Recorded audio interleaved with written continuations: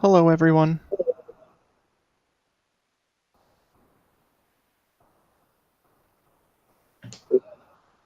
Oh, well, you could have done the welcome this time around, Bloop. Welcome to Roads Uncharted, episode 7. Yes, let's all get excited for that. Lucky number! Yes, lucky number. I'll get more excited about the next one. Yeah, sure, okay. I'm Vanamiri. I'm the dungeon master here, and tonight we're going to do something a little different. I'm actually going to have each of the players just quickly, introduce their name, maybe give some social medias to where you can find more about them, and then we'll get started. So let's start with Tate. What? I'm not prepared. Okay. I'm Anders. That's my name. Yeah. I play Tate. I'm the creative director for Hats, Cats, and Clerics here. If you're watching this, that's the channel you're watching it on. Yay! You can, I guess you can follow me on Twitter. At Anders_D_K. Introductions are hard. Hey, I gotta throw you off your feet every once in a while. Riala, you're up. Oh, Anders, you're so cute. Okay. Hi, my name is Cole. I play Riala, and I help out with art things, and I'm the community engagement person at Hats, Cats, and Clerics. And if you want to follow me on Twitter, it's at Cole Morial with a capital C and a capital M. And yeah. My intro. You're up. Oh, okay. I am Bloop, and I play the Warforged Cleric 8, who is oh so special and loving. And I handle some of the video production at Hats, Cats, and Clerics, and I'm looking to branch out and run a game of my own at some point as well. So if you follow us, please keep your ear to the ground for things coming up. You can follow me on Twitter at StalwartBloop, and that's StalwartBloop. And yeah, that's about all I do. Well, you do more than that, but all right. Jokal, sorry. Yeah. Howdy. My name's James. I play Jokal, the Shatterkai elf fighter cavalier. I have a Facebook page. I don't typically use social media very much. I like to consider myself a jack of all trades, so I'm usually lurking in the backgrounds, doing whatever I can to help out the Hats, Cats, and Clerics, or art and whatever other things that need doing. That's about all I got for this introduction. That's fine. I just wanted to give you guys a chance to, I always introduce the episode as anybody who has seen the last 6 episodes is, I introduce myself and I tell everyone that my players are absolutely lovely, and they're great people, and they do a great job with their characters. So I wanted to actually give you guys a chance to, say something about yourself. And so thank you for rolling with the punches on this, and let's get started. Well, the Dungeon Master didn't say anything about themselves. That doesn't seem very fair. Fine. All right. I am Vanamiri. I am the financial director for Hats, Cats, and Clerics. She does the money. I do the monies. Yeah. I am not on social media at all. Have not been for the past 10 years. So there is no Twitter or even Facebook that you could follow me on. So you're going to just have to deal with joining the Hats, Cats, and Clerics Discord and hanging out with all of us, because we're a crazy bunch, but we like to have fun. No, we don't. Yes, Fun we is do. Don't lie. All right, down to business. So last session, the party arrived at the village of Kesh, and this village, very small, only about 20 buildings. It's pretty self-sustaining. They ran into an Arakakra named Rantan, who had been passing through and found out about some of the troubles that the villagers were having, and tried to recruit the party to help out. The party ended up getting caught in the midst of the issue themselves, and they tracked the creature, or whatever it was that was haunting the villagers, towards a cave, to a cave, and they went into the cave and they were able to fight it, but it seems to have gotten away. Now we tune in, and you have enjoyed a short rest, enough to re-energize your weary bones. You've had some waffles and some juice boxes. Riala has given 8 their tune-up, and when you're ready, I imagine Tate would have deactivated his alarm spell. Would I be correct in that? Yeah. Okay. Yeah. I did that. So the alarm spell has been deactivated. You all took your short rest within the creature's cavern. Jokul, in the short time that he had an enlarged spell on him, was able to tear down the wall. So you have a quick and easy access out of the cave without having to traipse through all the twists and turns. How would you like to proceed? You have the body of a little boy lying nearby. I believe Jokul grabbed what little treasure there had been in the other room in an effort to bring it back to the villagers. How would you like to proceed?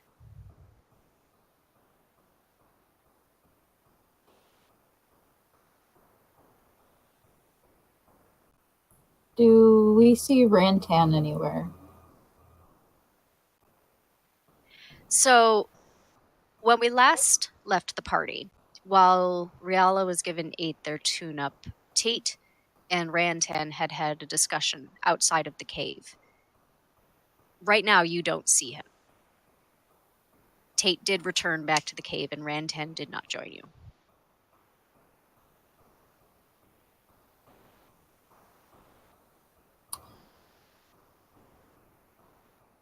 So we have some options. We could continue to go after this creature, or we return to the town and report what we saw. Maybe recruit some help.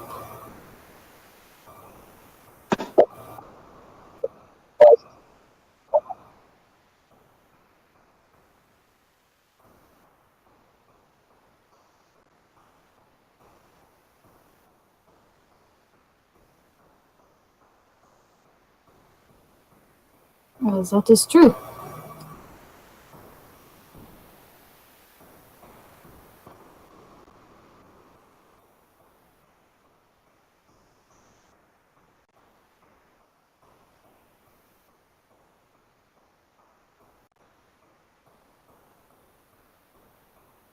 That is true. We should return the boy to his family so that he can have a proper burial.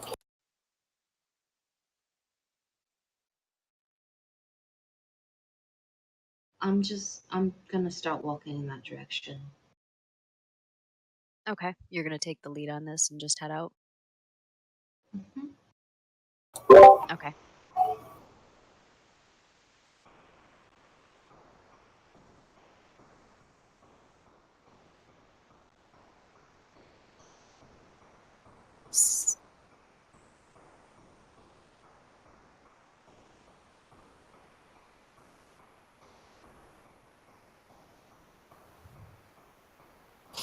Okay. When you go to pick up the body, because it's been a few hours, rigor mortis has set in, so now the body is stiff and doesn't easily bend. So as you carry it, it's not like you can cradle this child anymore.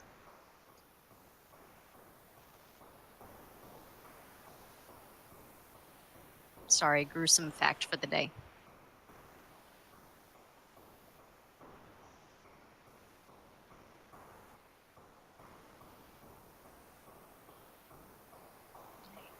So Tate, then 8, I guess Rial and Jokul, you would leave together?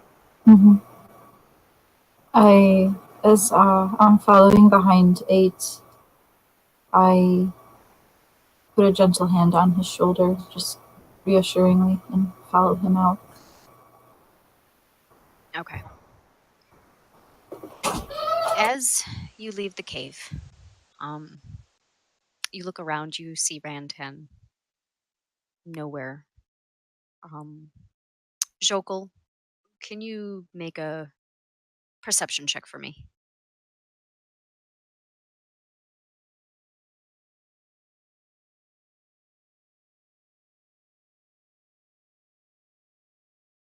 Oop, Jokul may be detained momentarily.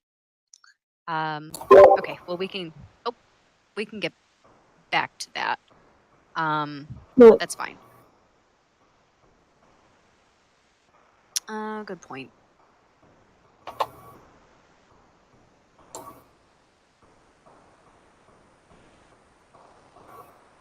Yeah, actually that would work. Ah, perfect. Good call. Okay, I need more caffeine. All right, so Jokul is the last one in line. And as he turns to look for your companion, he can see Rantan flying off in the distance, headed north. And from what your interactions were with Rantan last session, this does not seem strange to you that he would just up and leave. He was a very quirky character, very I was trying not to go for the bird puns, but yes, a very flighty individual, very just strange all around. And so the fact that he's leaving without so much as a goodbye is not unusual, I suppose.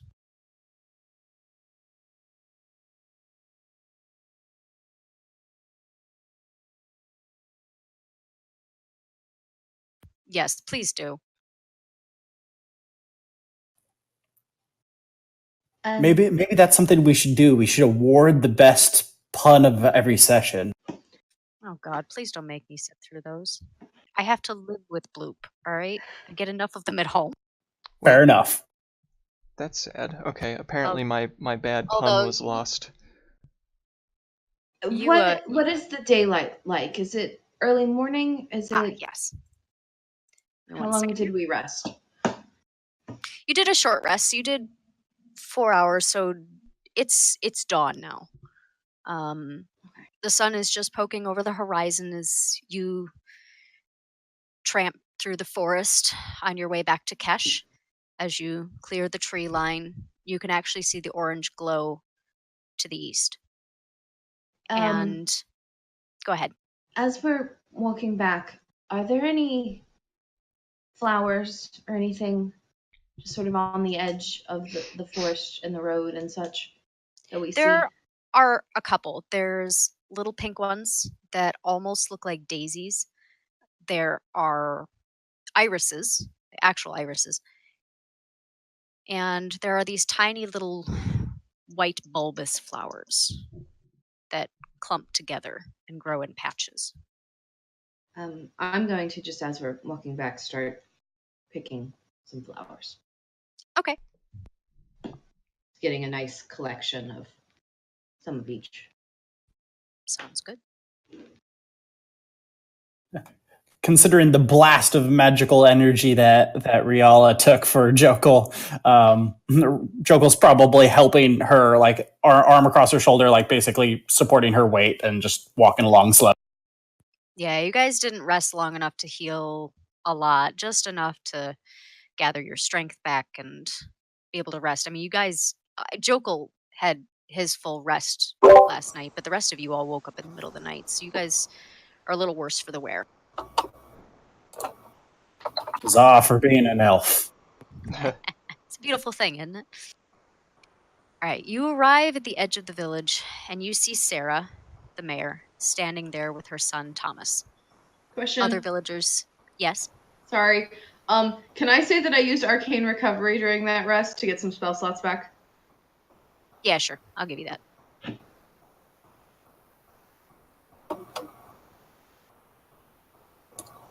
All right.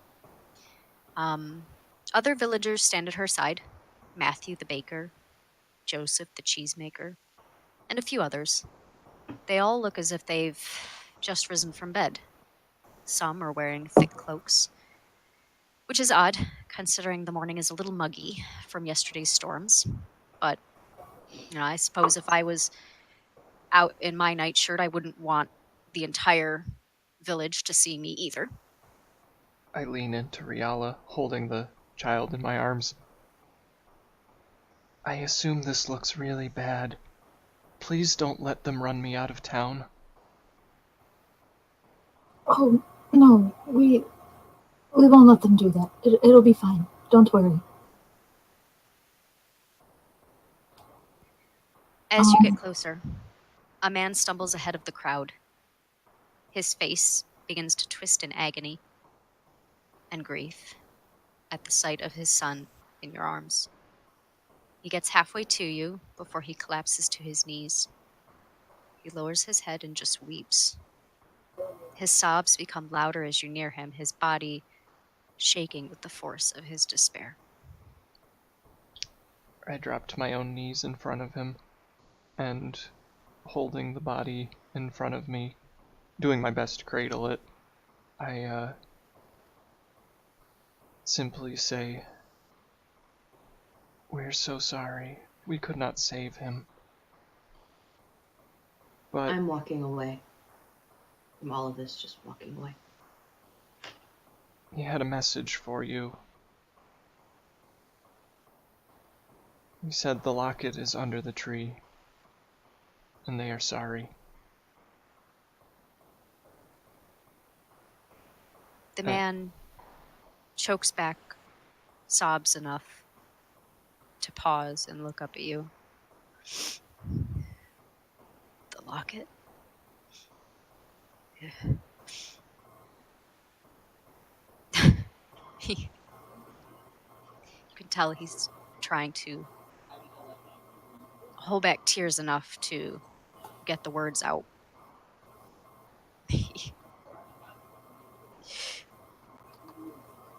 He told me that he lost it. It was his mother's locket. He reaches forth and he quickly grabs the body and he clutches the child in his arms.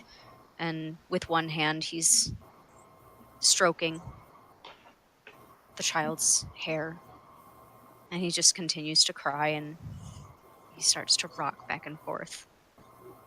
And a few minutes goes by before he collects himself and looks at you. Thank you for bringing my son back. Thank you. I wish we could have done more for you. I'm so sorry. Sarah walks toward all of you.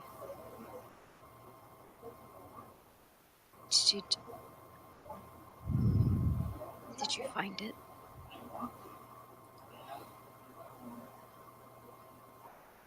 For a moment, we did. We engaged with it, but it got away.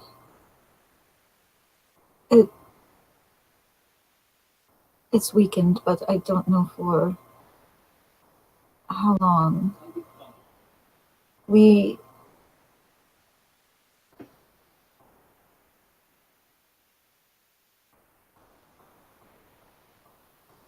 We'll get it.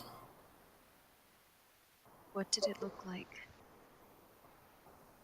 I only saw its eyes last night. What was it? Out of character.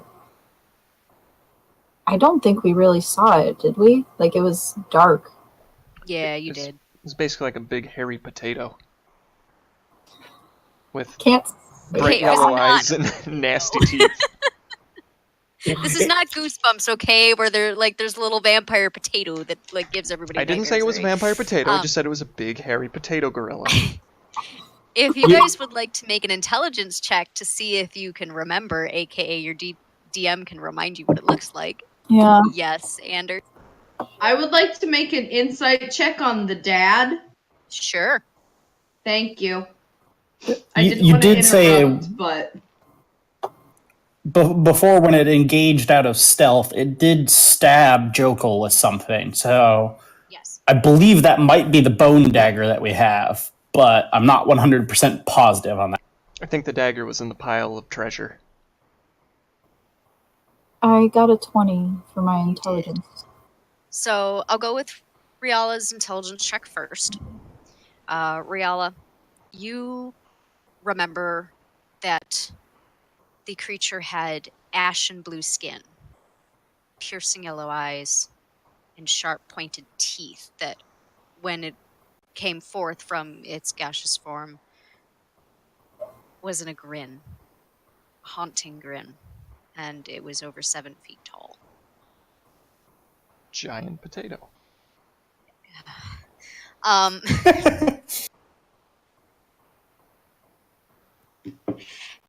Tate. I got an 8, so Yeah, I I see mean, that. It's Dad. It's a dad, It is, and he's crying over the body. it is a man crying over a body. Yes. It is indeed a man crying over a body, yes.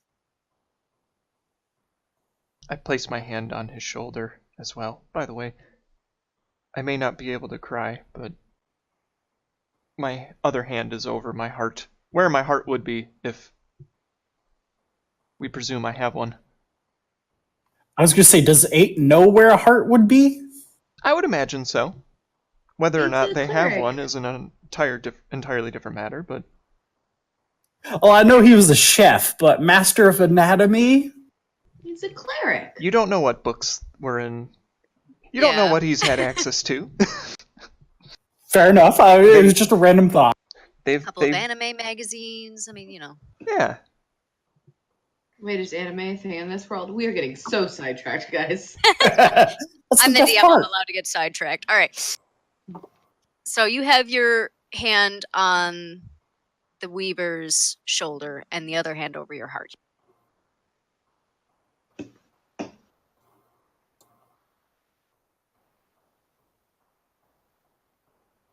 Nothing else. And I assume someone imparts the information about the giant hulking potato to the...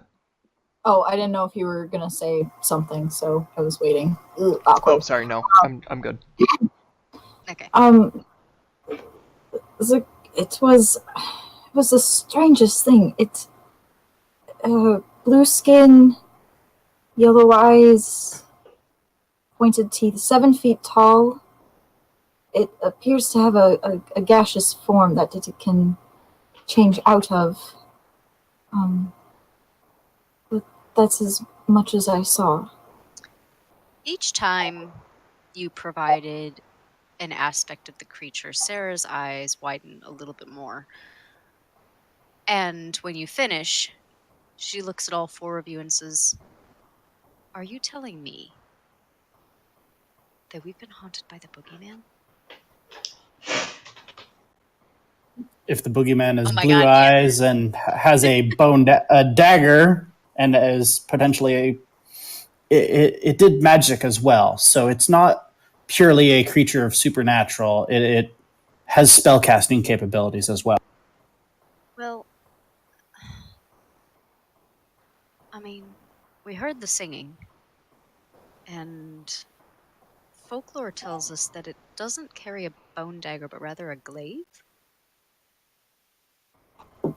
And Joko got stabbed with it. Would he know what he got stabbed with?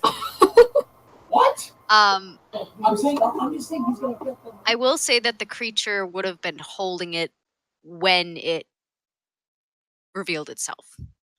So I would say, yeah, Jokul would definitely know it was a glaive that the creature was. Okay, because I remember you said it popped out of stealth and stabbed him, so I'm picturing like a dagger or short sword, something like that. You can't really stab with a glaive. No, but you can reach with that thing and you can just thrust and miss. True. I'm gonna lean over to 8 and just kind of. I told you it was a boogeyman. I said so. I do not believe that this is an appropriate time for I told you so's, as I look to the man in front of me. I'm just saying. And I did tell you so. I am glad you did.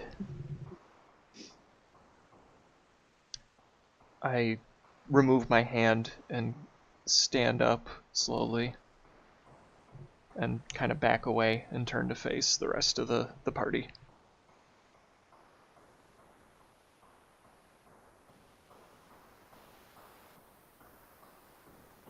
Sarah motions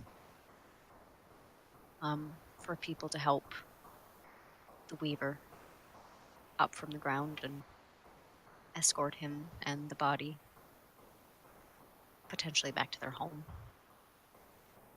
And she turns to you and she says, well, even if you only weakened it, it was still very brave for all of you to go chasing after it. She shivers and she starts rubbing her arms. Like I said, I only saw the eyes and that was frightening enough to wake up to. Will you come and have something to eat? I can at the very least make you breakfast as thanks. Maybe you could get some rest. I imagine these last few hours have not been peaceful.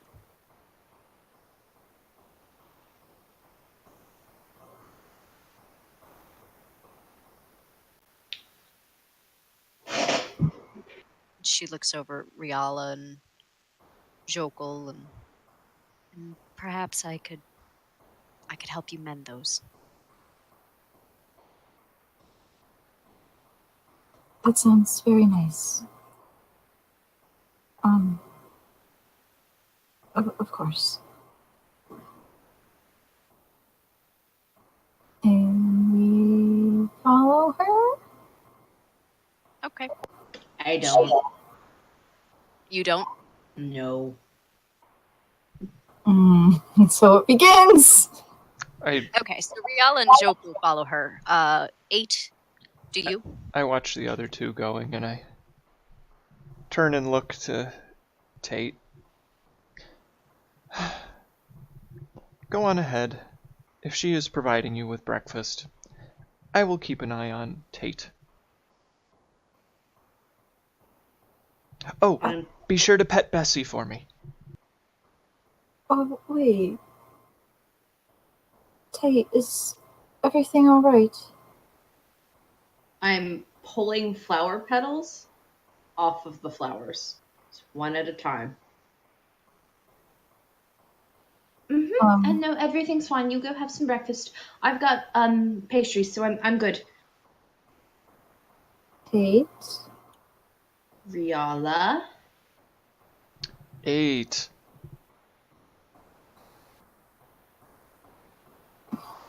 Was that not appropriate? No, you're fine. Go on. I'm good. If there's anything I can do, just let me know, okay? I will watch after him. Don't need a babysitter. Not a babysitter. I am your friend, and I would like to spend more time with you. I think we've had a rough night. And you had said that you hadn't been in a fight before, so I can imagine it was frightening. The boogeyman turned into a cloud and went through the window and killed a child. So I don't think it's just me not being in a fight. I think everyone was a little frightened. Of course. So I'm fine, Riala. Please, go have breakfast. I turn and walk away. After Sarah. Joko gives Tate a pat on the shoulder. Take care of yourself. We'll be around if you need help.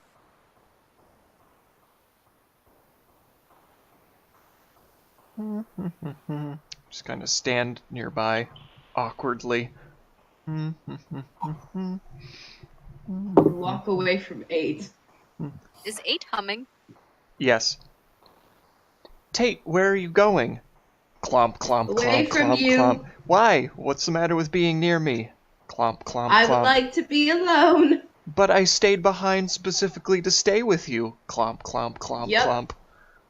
And I figured it'd be easier to tell you to leave with the other two not there being whatever it is they think they're being to me. So, I'd like to be alone, 8. I see. Please. Well, I can't say I understand that sentiment, but I will respect your wishes. And I will go somewhere else. And I just kind of turn around and don't go anywhere, but I just stand there with my back facing Tate.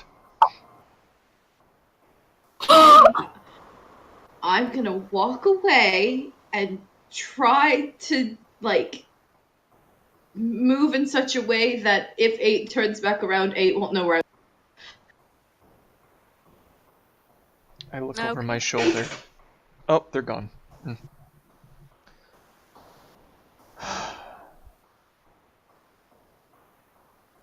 All right, we will start with Tate. Mm-hmm. So you go off 10, 20, maybe more feet. Far enough away that if you were to start talking to yourself, 8 or anybody else wouldn't hear you.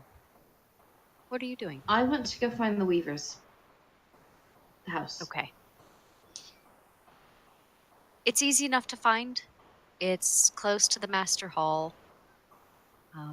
And it has some of the villagers standing at the entryway. None of the houses are very big. But there are some people standing outside the door, whispering to each other. I want to walk around back. Okay.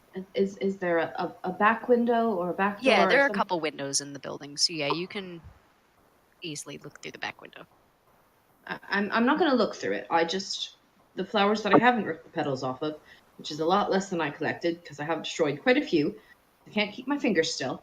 I'm going to just put them on one of the windows and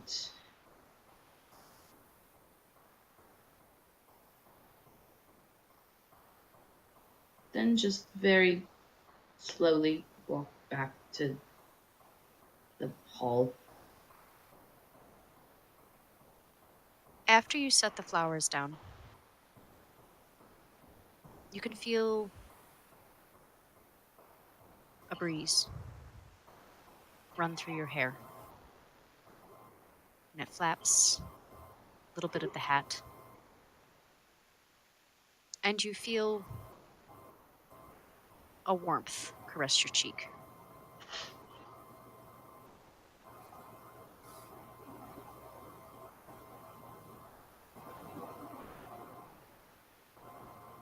So now you want to talk to me?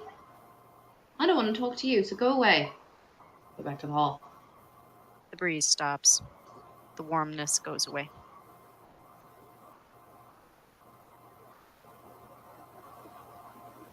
Eight. What do you do when you realize that Tate has gone? Just continue to stand, and everyone's gone. No one seems to want to be with me. And that's fine. What's a few moments of the day? I will look down at the houses. Do I see anyone? You mean as far as people? Yeah. Well, people are milling about. It's dawn. It's safe to leave their houses. They're setting up their shops and doing run-of-the-mill gardening and preparation for the day ahead.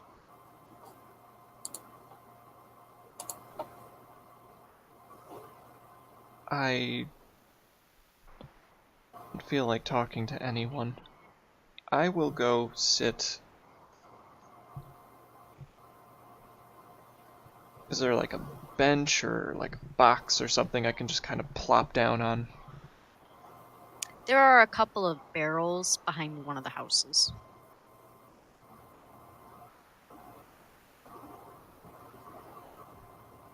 I just set myself down between the different barrels and boxes and just sit passively, doing nothing, and I wait.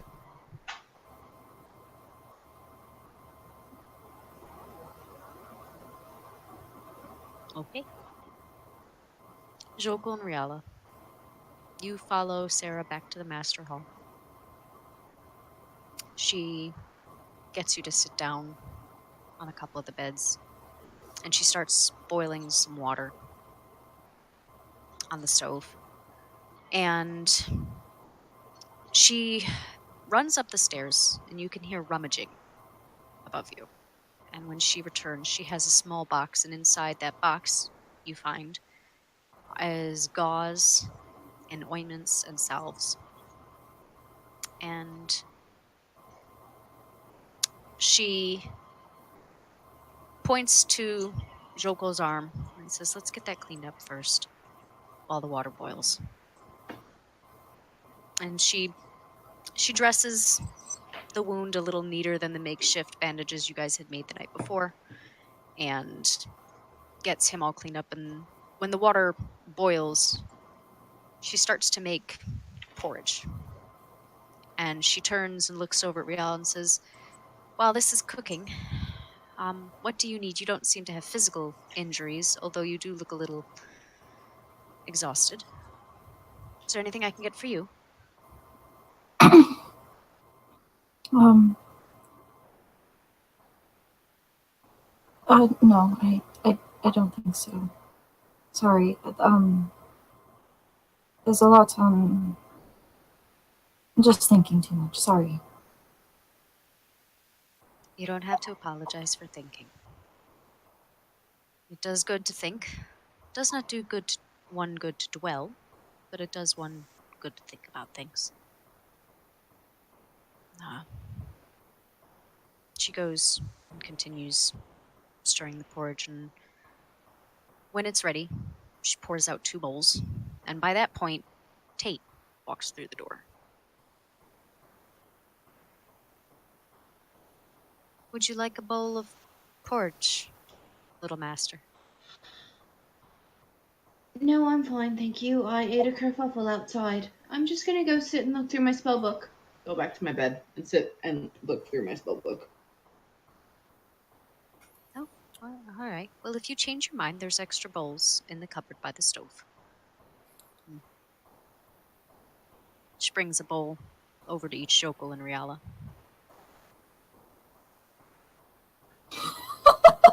What? Isn't that my first thought? Is this gonna make me sick?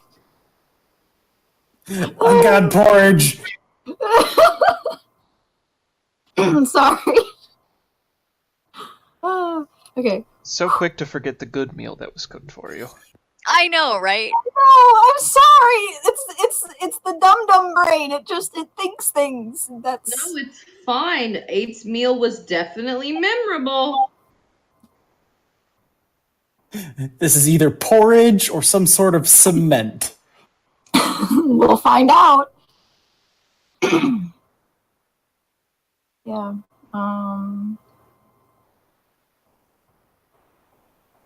Quietly sitting. While waiting for it to cool, I'm like kind of looking over, just like glancing at Joko and Tate, just to like make sure that like I know like I watched Joko be taken care of, so like I know, but like just out of habit, just being like, okay, everything looks fine, just kind of like going through that before eating. Doing your "am I sure this is not poisoned" steps. Yes. Joko will kind of like stare at the porridge, like he's not quite hungry, but he doesn't want to be rude and say I like no. He just kind of stare at it, but then he would look up at Sarah while she's bandaging him and be like, "So you mentioned the monster by name when we gave a physical description of it. Is this boogeyman a local legend, myth, a common occurrence around these parts?" Oh, well, certainly not a common occurrence. I mean, I suppose it's a local legend. I mean, I've never lived anywhere else but here, so I don't know if it reaches... It's not local. Oh, it's not? No. We had it back where I'm from, which is Oh. not local. Oh, alright. Well, then that answers that question. Apparently it's... Maybe it's a thing across the continent. Yes, it's a story that our mothers, our grandmothers, our fathers tell us when we're being naughty and they want us to go to bed and be good the next morning. Is that you have to listen and sleep tight, otherwise the boogeyman's gonna get you. Although I never thought for once that they were telling the truth, that it actually existed.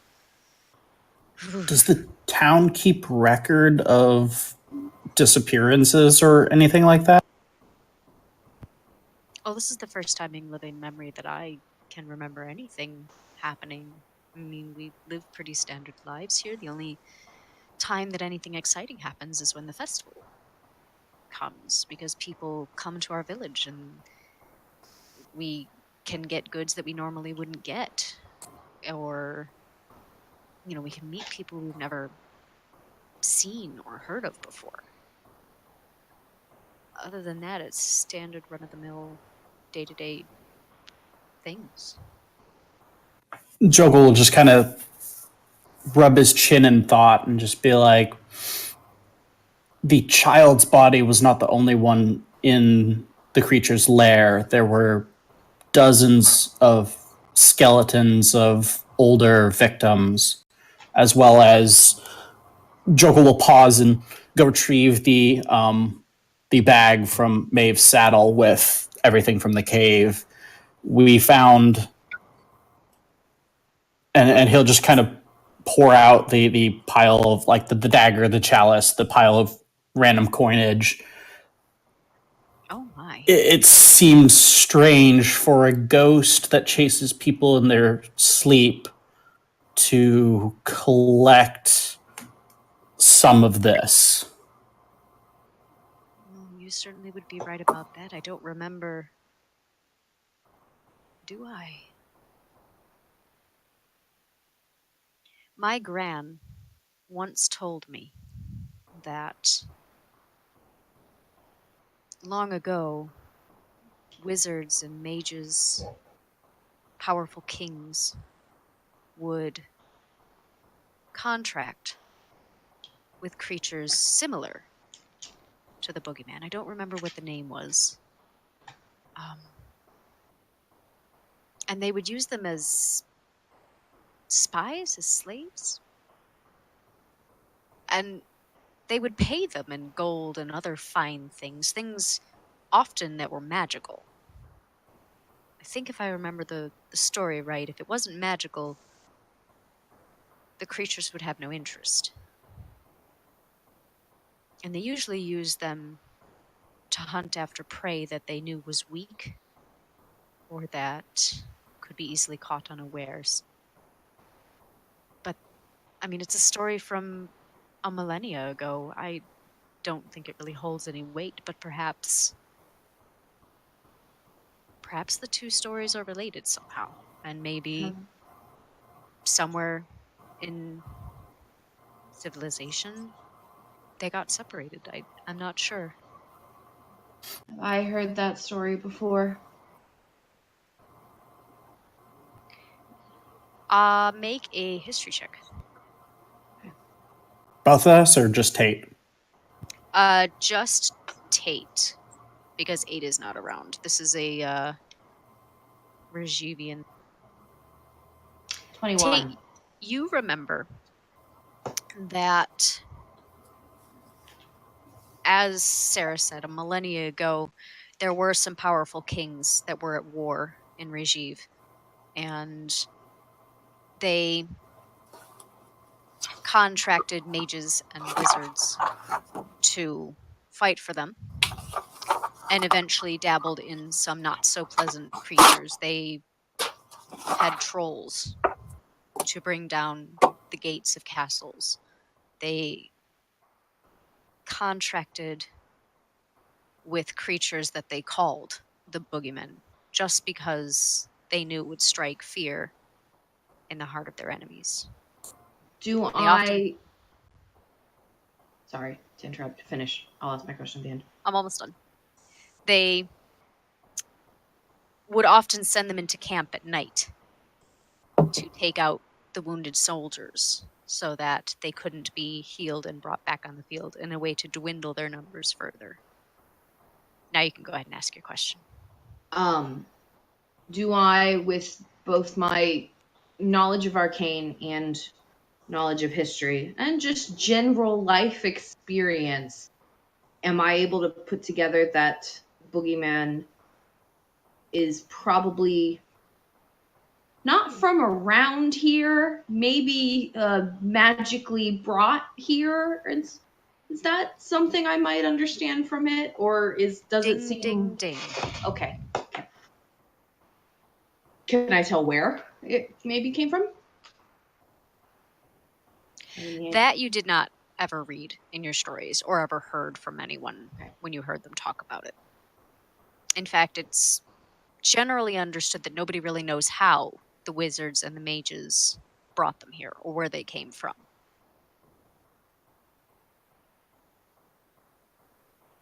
So if it's a summoned creature, then maybe we could just banish.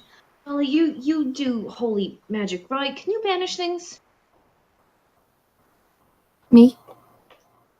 I don't know any other holy Rialas in this room at this moment. Can you banish things away?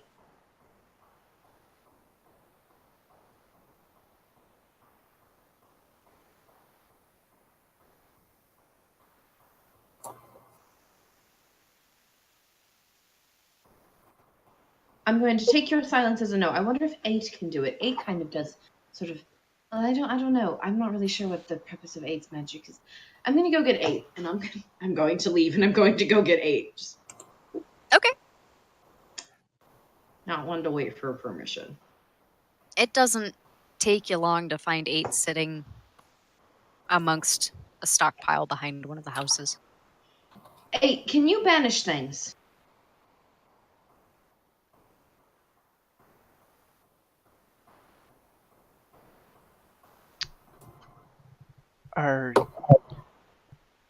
Oh, you've come back. You have a question? Yes, I'm back. Can you banish things to other planes of existence? Can you make them go poof and they're gone? Poof and gone. I do not believe that is within my power. Okay, and I'm gonna turn around and start to walk back to the hall. He only wants to talk to me when he needs something. Understood.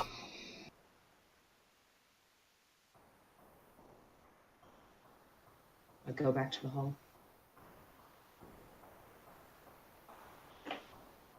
Sarah. Yes. Tate. You should send word to Celine or whatever is closer than Celine and have them send some sort of actually powerful cleric here who has like strong spells who could banish it, because it's not from here, so we just need to send it back to where it came from, and just poof and it's gone, and then all your problems are solved.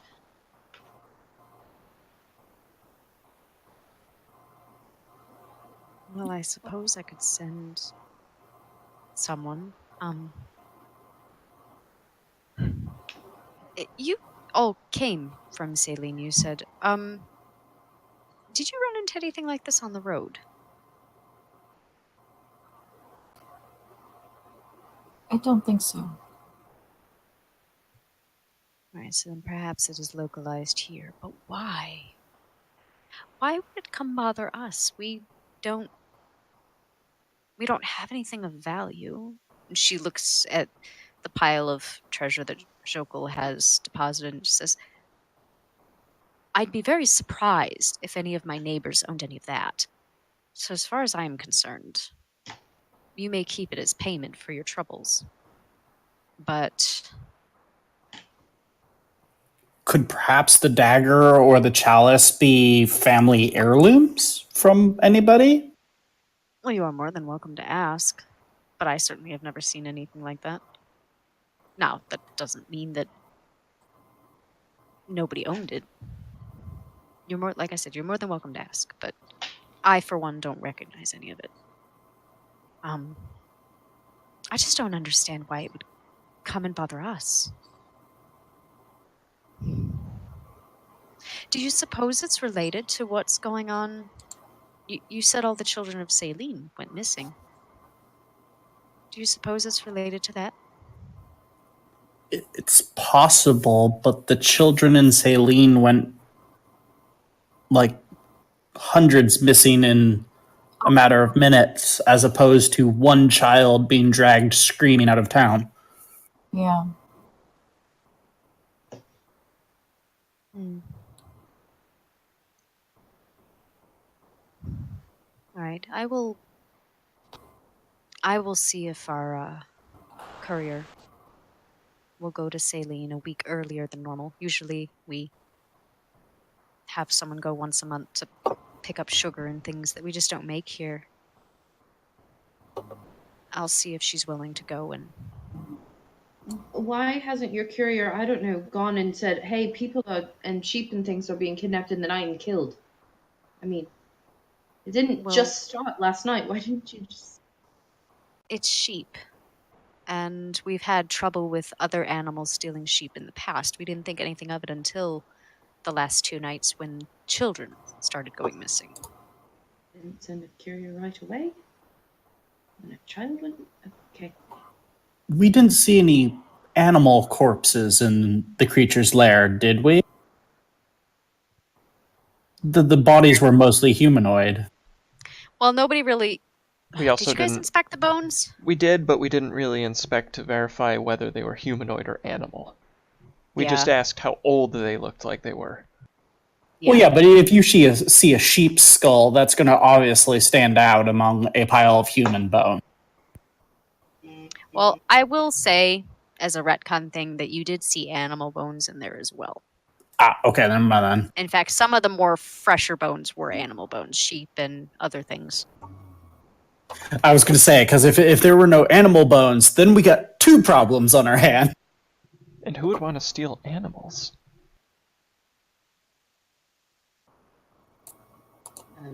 Easy food. People who are hungry? You're not in here, so this is out of character. Never mind. Exactly, yeah. I'm going to stand up. And I'm going to excuse myself. And I want to... This is a really small town, right? Like, I could probably walk around it. Oh, easily. 20 How long- buildings. Yeah. Do you think I could walk around it in 10 minutes? Definitely. Okay. I want to cast Detect Good and Evil. All right. Looking for the evil thing. And I want to walk around. See if I find anything. Assuming Jokel's seen Riala cast this before, he would tap her on the shoulder and point to the pile of treasure, knowing that, hey, she's doing that spell again. Do I feel anything? You do not. Just from the pile of treasure, from like around? Everything. You sense nothing nearby.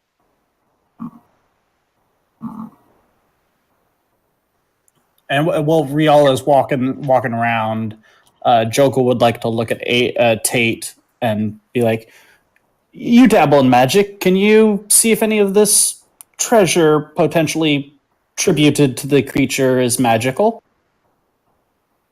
Well, let me see if I have anything prepared. Sorry. You're good. I can. It's not on my spell list, but I know we got it. We got it in our session 0. I bought Identify from you, didn't I? Do you know how long ago that session 0 was? I remember No, you I bought it. prestidigitation. That's right. No, Joko, I cannot. I need to do more homework. And More go shopping. homework. Homework. Apparently, I don't know Identify. Joko just accepts this information like, Sarah, is there any potential spellcasters among the locals here? Anyone who might sell spells amongst the locals here? 8 isn't a local. He's just nearby. 8 is also not in the room, so Can we go get No. eight? No, we don't know that 8. there is nobody that sells that kind of thing here. Wait,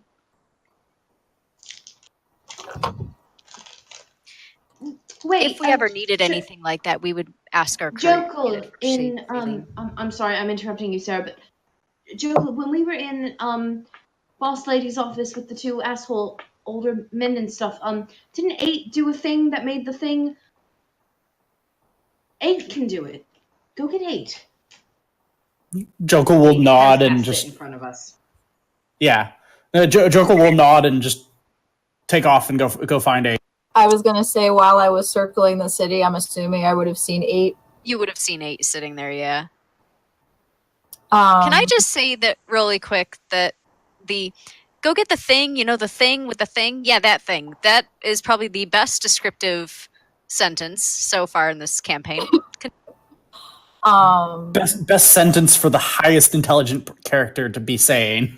Amen. We all do it. After I finish my little jaunt around this tiny little place, on my way back to the hall, and I see 8. I want to sit down next to him. Them. Them. They would. They do not look at you as you approach. 8. Yes. Are you all right? Why are you sitting out here alone?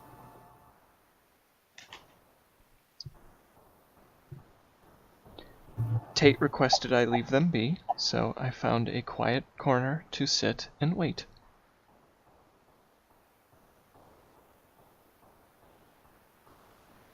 Well,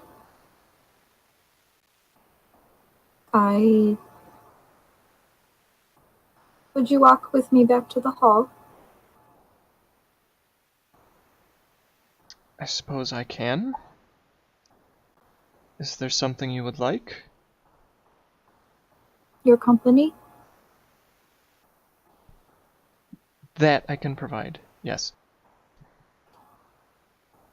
As we stand up, I'll loop my arm with theirs. And as you round the corner, you see Jokul walking toward you. I try to hide my smile. Probably doesn't work. Probably not, especially since you can't hide it on screen. No. I'm an open book! My character's not, but I am! Joko will just make polite conversation. Anything with your spell turn up? No, I didn't find anything. It was worth a shot, but... Did you find out anything else? Tate could not tell me if the tribute given to the boogeyman was magical or not. He sent me to fetch 8 in hopes that 8 could work some magic on the tribute pile to see if any of it registers as magic. If nothing else, I was hoping we would be able to take it to the blacksmith or somebody, and he might be able to look for a maker's mark or some sort of family heirloom marking. Oh, that's a good idea. I might be able to help with that as well. Okay.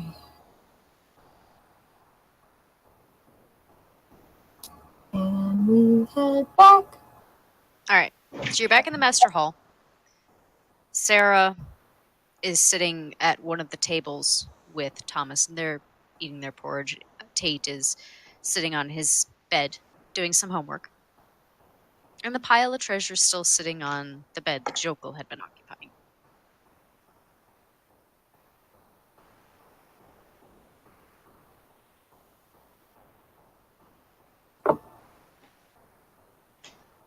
Anyone? I will walk up to where'd it go? Why is this not on my Roll20 list?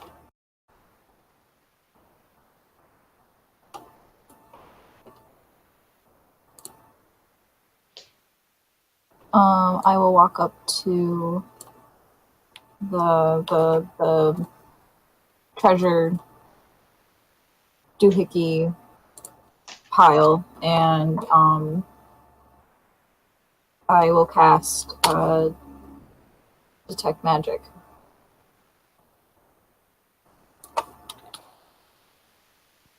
You're going to detect magic on the treasure?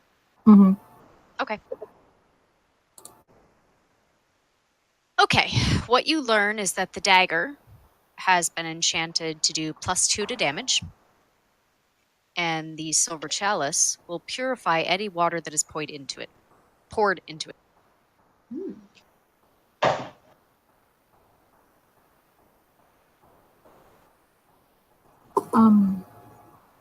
So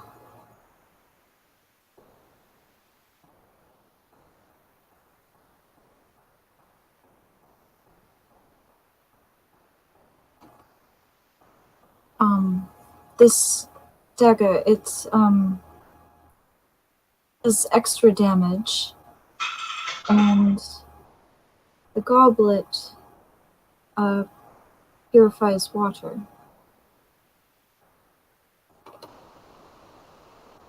It purifies it, or does it make it holy? Purifies it.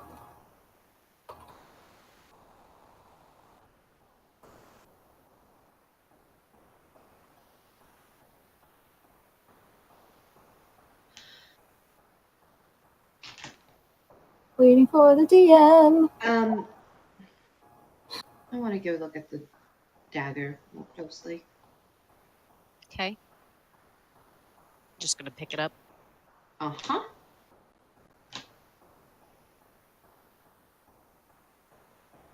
Are there any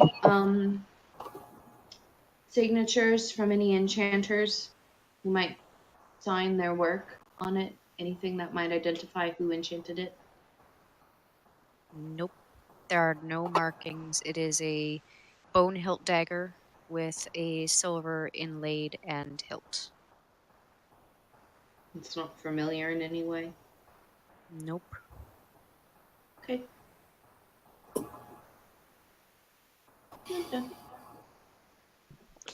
I approach Sarah while they're fawning over the loot, as it were, and I ask, looking at the pot with the gruel, or whatever the heck that was, may I have some?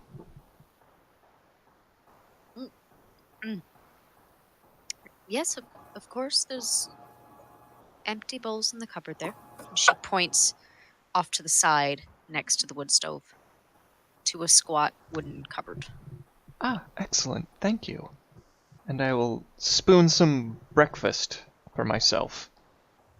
walk back over People. while everyone's gathered around, just spooning food into my mouth. Neatly, I might add. They are learning. Yay.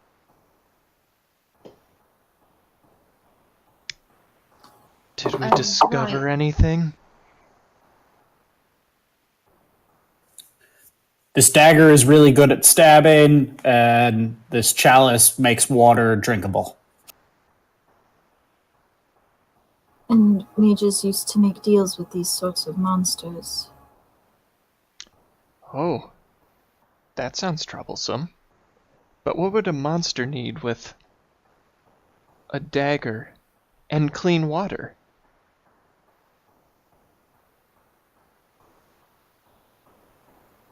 Do the items, does like the very goblet good. look old? It's ornate. Should I And be it's made from chewing pure this? silver. Well, silver tarnishes, so it would kind of show age, I imagine. Unless it were polished. Fair enough. In that case, like the ghost is polishing its treasure. Or it was a recent gift. Ooh, That's also what a I'm good point. Figure out. Sorry, playing devil's advocate there. No, that's a valid thought. Riala, was breakfast good or bad? Was it good or bad? I didn't eat much of it. It's just like oatmeal. I mean, it's a porridge. It's not Yeah. extremely flavorful, but it wasn't entirely bland. So more of a nutritious. I thought it was fine. I turned to Sarah. This breakfast is fine. Thank you. Hey, come here. She smiles a little bit and says, "You're very welcome, 8." Hey, come here. Why? Here. I want to tell you something. Tell me something, or do you need something? I want to tell you something. Come here. Okay. I walk over with the bowl still in my hand. Just a little trick that I was taught. If you're complimenting something, compliment it better than it is. It's a good lie. You say the breakfast was wonderful, and especially if they're giving you something for free or as thank you, you generous with your positivity. Makes people trust you more, like you more. I see. This advice was spectacular. Thank you. You're welcome. Oh my god. Oh boy. I believe I have learned what you have just told me. I believe I have 2 teenagers in my campaign. Oh, this is going to be fun. All right. So, is there anything else you guys wanted to do this morning? I want to take a nap if Go back everyone to is done sleep. talking. Get that long rest. Yeah. All right. well, Do you guys want to sleep like till noon? Do you want to sleep the whole day? What were No. you hoping to do? I Because you want to did get your short rest. So you got your 4 hours. Well, 3, but So if we get 4 more, does that count as a long rest? And can I prep spells, or do we have to sleep for 8 hours? Ain't nobody got time for that. I believe it has to be 8 hours consecutively, but Yeah, it's up to. I would like to go back to bed for 8 hours then, please. But Yeah, it's me a too. group decision. yeah, if people want to do a long rest, I will say that you will have to sleep till dinner time. But if you want to do just another short rest, because I know with Jogel, another 4 hours would be another long rest for him. Jogel's probably then going you to sleep. do investigating of his own. Like, right? I can go solo for a little bit. This is what we did all the time.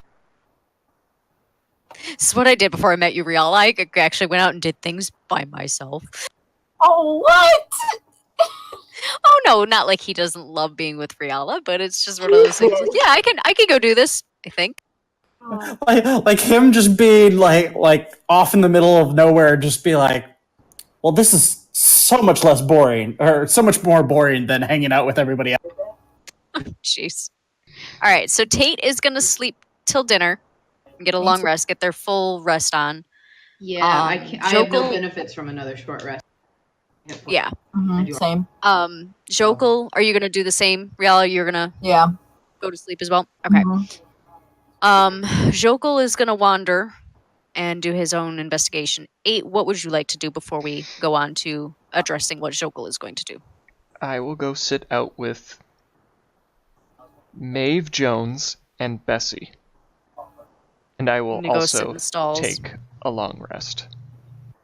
And think. Okay. So you're gonna kind of just do your shutdown thing, almost. And look for butterflies. Oh, okay. All right. Jokul, where would you like to start on your investigation? He's not magically inclined at all. That's what he's got Riala for. But the stuff is nicely made enough that it seems strange to be found in, because this is the nearest town to the creature's lair, more or less. Uh-huh. So he'd like to take the chalice and the dagger and perhaps some of the coinage just to see, hey, is this the type of coin that is normally minted around here? Is there any maker's mark or something that the average Joe can't see that a trained blacksmith would know to look for? Okay. Or a jeweler, I suppose. I don't know how multitasking the town is. If the blacksmith is the town jeweler as well as the guy fixing horseshoes, or... Well, I will say the jeweler would be a luxury item, and this is a self-sustaining village living on the far outskirts of a very large and prosperous city. So they probably would not have, in fact, I can tell you right now, they don't have a jewelry maker, and if they wanted something, they would have to go to Saline for it. That's what I figured. You are going to go to the blacksmith, you said? Yeah. I mean, Jokul knows how to make horseshoes. He's very everyman, just like, I need to talk to the average Joe, somebody my speed. Okay. You get there, and the blacksmith is in the process of rekindling his forge. And he seems busy, but you do notice that every once in a while he is looking up at the road to see if anyone is coming. And when he does see you, he stops what he's doing, wipes his hands on a very dirty apron, and says, morning. What can I do you for? May I bother you for a short while? I'm looking for somebody with a keener eye than my own. All right. What do you have in mind? Jokul will produce the chalice and the dagger out of backpack or wherever he stored them. We went... Did you hear what happened last night, I assume? Yeah. Sad business, that. It's, heard you folks went after it. We You did. end up, killing it. I'd like to say we did, but I don't think we did more than wound it. Well, maybe if we're lucky, you scared it off. My thoughts exactly. What did you need me to look at exactly? Well, after we chased off the creature, we searched its lair and we found a large pile of wealth.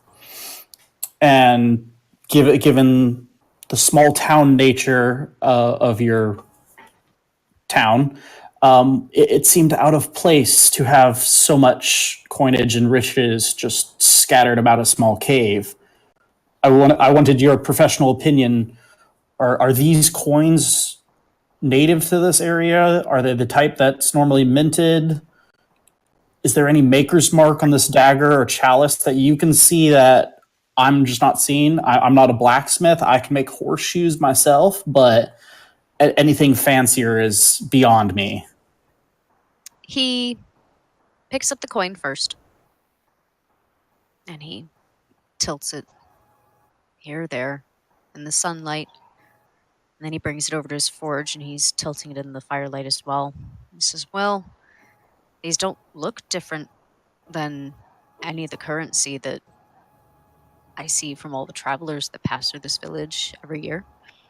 And he hands that to you, and then he takes the chalice, does the same thing. He examines it in the firelight, he examines it in the sunlight. He takes one of his tools, and he chips at the very bottom of the chalice, and nothing happens. And he sucks through his teeth. Well, you're not missing anything with this. I don't see anything indicating who made this, which is unusual. I mean, it's quite ornate. From what I've seen with people that make trades in this town, it usually has a mark, and I'm not seeing one. It is good quality. Whoever made it, or whatever made it, I suppose. Hands that to you, and then he takes the dagger and does the same thing, and with the exception of chipping at it. And he thumbs the blade a little bit. It's nice and sharp. I'm not seeing anything on this either. Whoever made these either did not want to be found, or perhaps was so confident that at the time it was made that they didn't feel they needed to tell people who made it. It looks so new, though. Could you possibly identify the age of the silver and see how old it is?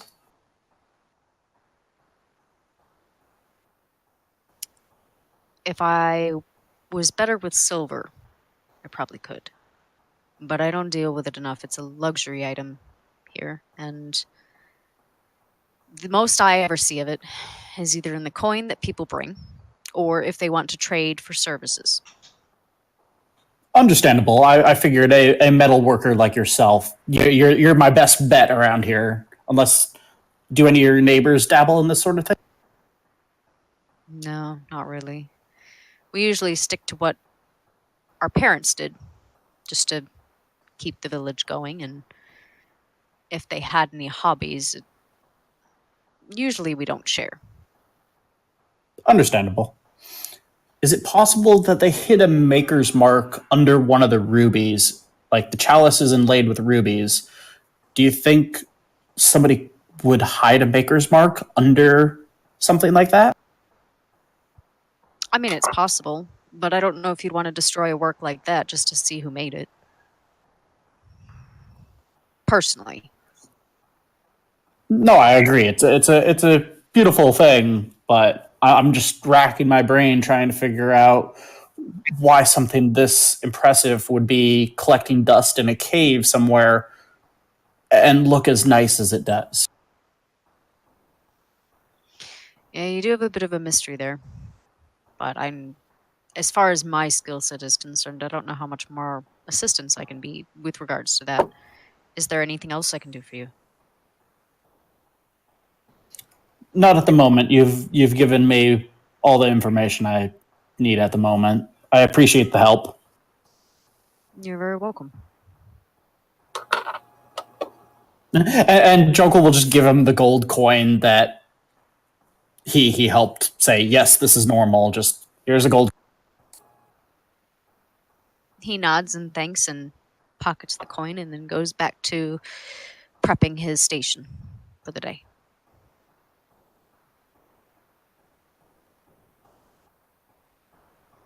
Anyone else you wish to talk to?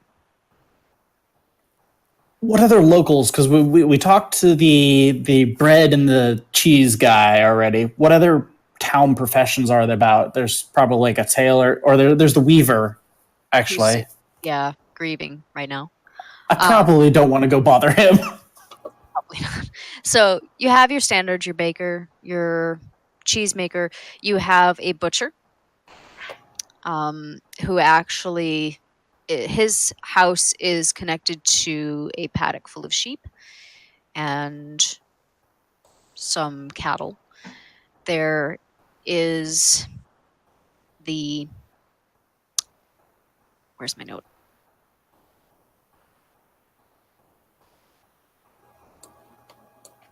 Actually, they checking in with the butcher because the sheep were the first thing to go missing.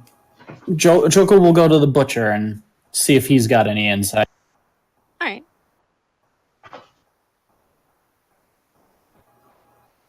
And the miller. That was the last thing. The miller. I don't want to bother the weaver quite yet. He's having a bad day. So Yeah. So then all you've got left are the miller and the butcher. And you said you want to go to the butcher. yeah, and remind me what a miller does. They turn wheat into flour and stuff. Gotcha. Okay, I'm like, I should know what this does, but I'm totally blanking on it. Yeah. All right. So you get to the butcher, and you see two men out in the paddock. One of them is herding sheep, and the other one, the larger one, is taking notes on a piece of parchment. Do they look like a father and son, or is this just like a work crew? They both look about the same age, other than that.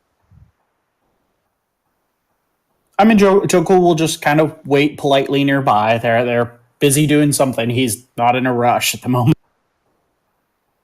The one with the parchment doesn't take long before he notices you. Morning, Etterkai. What can I do for you? I was wondering if I might bother you for a moment of your time. You may. And he puts the quill into the pouch at his hip, and he walks closer to you. And you see that he's already wearing an apron that's slightly bloodstained. Joko's probably not looking too much better himself. Fair. Yes. What can I help you with? I assume you heard what happened last night, this morning. I did. It was mentioned that before children started going missing, sheep were the first things to start disappearing. I was wondering if you might have noticed anything suspicious beforehand, or did you guys just chalk it up to like a wolf or something snatching sheep in the night? Oh, we've had problems with wolves and other beasts taking the sheep before. It's not good when it happens. It's a product, but it happens. It's one of the risks that you take being out here, farther away from larger civilizations like Saline. Nothing suspicious. Well, I shouldn't say that. We did find it a little weird that the sheep were just gone the next morning. Usually when a predator takes the sheep, they're going to kill it here and drag it, and usually there's either disturbed foliage or there's blood, and this time round there wasn't anything. But stranger things have happened. It was a mystery, but up until the other night, nothing. It wasn't enough to cause alarm. You have quite a flock of sheep. It didn't strike you as strange that one would disappear and the others wouldn't like freak out? Oh, they've been nervous ever since it started happening. Don't get me wrong. But they're also not the brightest of creatures. You take them out into one of the fields, give them a chance for some open space, and they generally forget by night's end. True. I've worked with livestock. You're not wrong.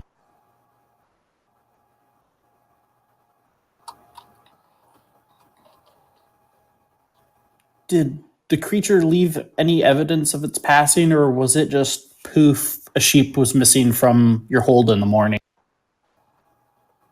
Just went out to count the sheep in the morning like we're doing right now, and one would be gone. And usually we could tell which one because he points to the sheep and you can see a brand on the one he's pointing to. He says, we have markers on each of them. And each marker, and he's like, you can't see it from this distance, but each marker has a number assigned to it. So right now we're missing 2, 12, 14, and 5. If that means anything to you. It doesn't at the moment, but this is such a mystery. Any piece of the puzzle might click, so I'm grasping at straws, and I figured might as well start with the person who experienced it first. So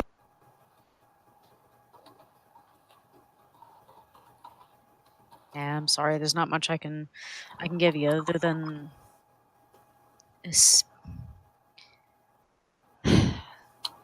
I'd call it a silver lining if it wasn't so tragic, but the only silver lining is that when the children started going missing, well, I should say when Molly and Hayden went missing, we didn't lose any sheep. But as I said, given the circumstances, it's not much of a silver lining now, is it? no. If there's nothing else you need, Ed or Kai, I'm going to get back to work. We've got to take the sheep out in the field. Would you happen to know if any of your neighbors come from wealthy families by chance?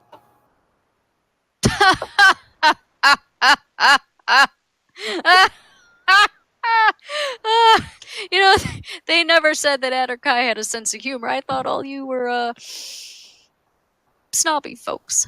No, none of the neighbors come from wealthy families. We've all been in this village as long as any of us can remember.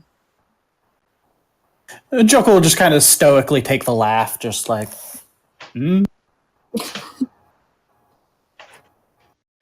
When we searched the creature's lair, we found some of the corpses of your sheep, we assume, guessing by the bones.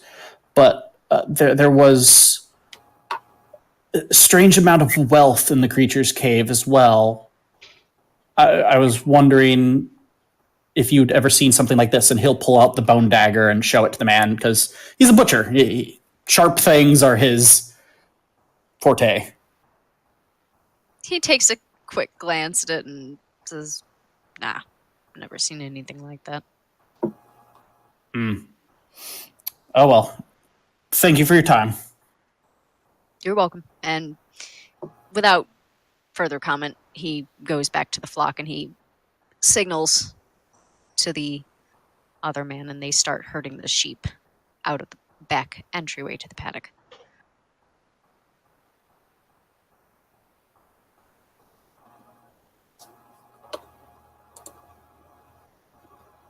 I don't know what I'm going to ask the miller, but I might as well start with the miller before bothering the weaver, because Jokel would understand the man's grieving. Just like, I don't want to go poking that wound so soon.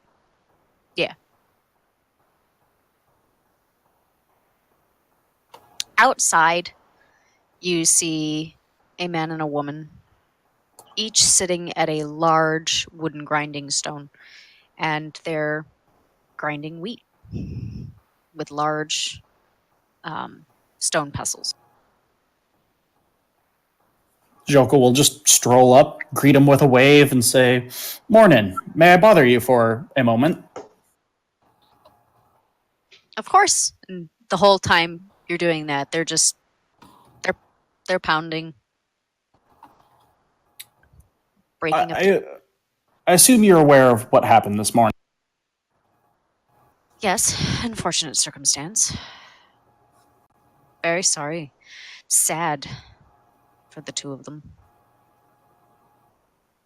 My companions and I went chasing the creature in the night and tried to uncover its lair and vanquish it, but we only succeeded in possibly scaring it off. I was wondering if you or your wife might have seen anything leading up to the children and or sheep disappearance prior. No, nothing unusual.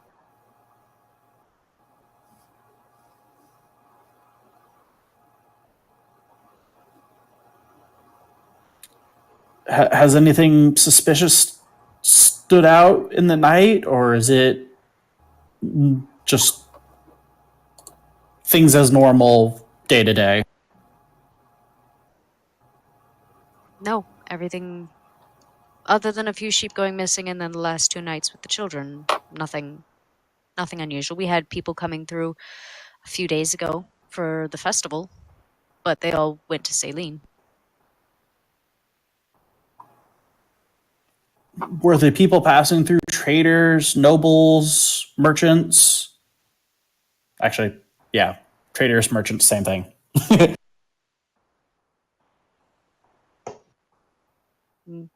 No nobles that I noticed, but doesn't mean that they didn't pass us.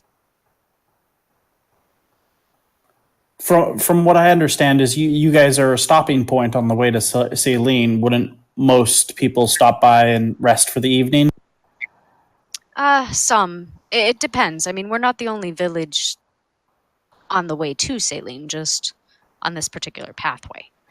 There are some people who would rather just supply and keep going through the night, but some people do stay. Sarah would know more about the travelers than we would. Most people don't buy wheat, so we don't deal a lot with visitors. Understandable. I was just chasing leads, seeing if we're missing a piece of the puzzle or can possibly uncover something talking that was missed from the general information.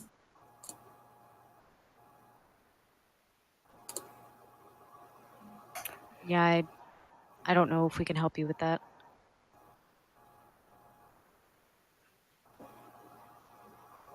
Would you happen to know if anybody local, how to word this?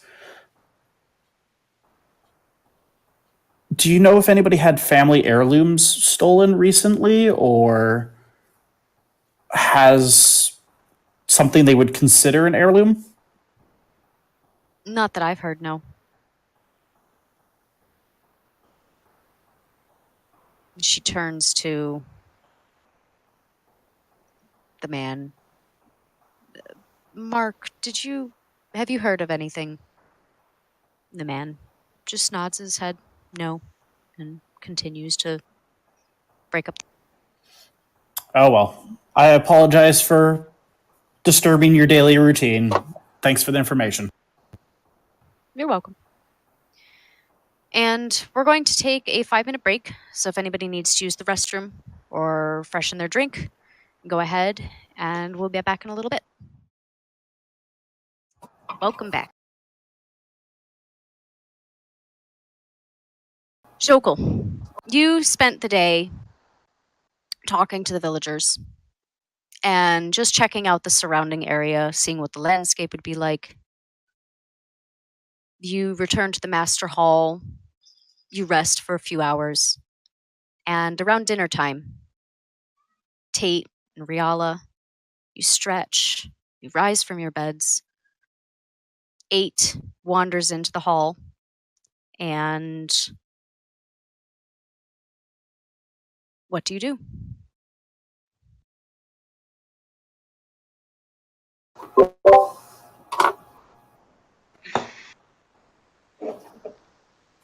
Jokel just returns the chalice and the dagger to the pile, just kind of like not even thinking how much wealth is just kind of on open display, just like adds it to the pile and just kind of sits down nearby, like lost in thought. Did you learn anything? Nothing incredibly useful. Right, so we should decide if we're going to stay here tonight or if we're going to move on and do the job that we were hired to do. I don't think there's anything else we can learn. It seems rude to pick up and leave after. I was going to say I wouldn't feel right leaving them like this. Are we planning to stay for the next 5 days while they pick up the pieces? We are not guards. We are not police. We are not government officials or anything of the sort. We are people traveling through the town who decided to get involved and failed. I mean, I like to help people too, but we are already helping people. And if we stay here for a bunch of days, who knows what happens to the hundreds of missing children from Celine. We've already failed one child. To linger any longer would risk the lives of countless more. Exactly.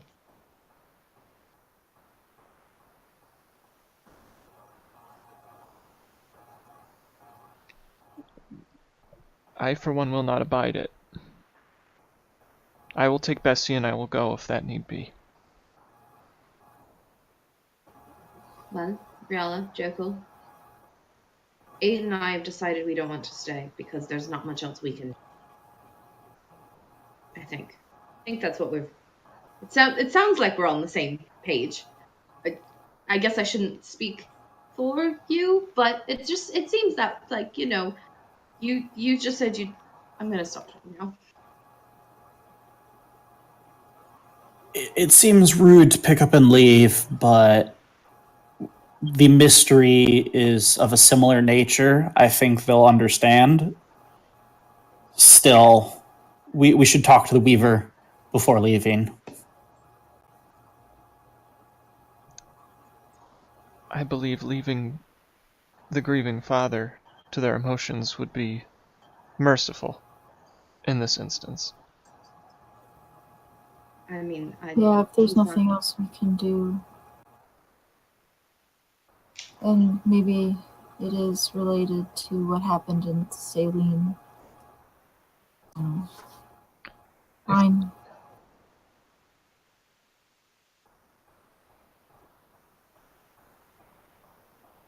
All right. So do we leave now and go at night, or do we sleep again and go in the morning?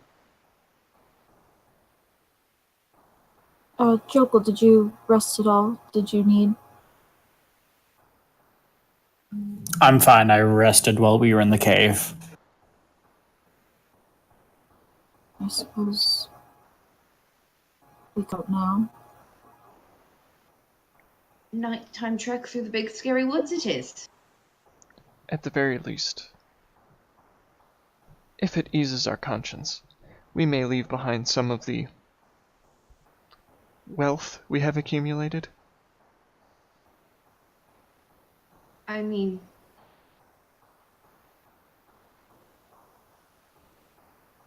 Riala did almost die, though.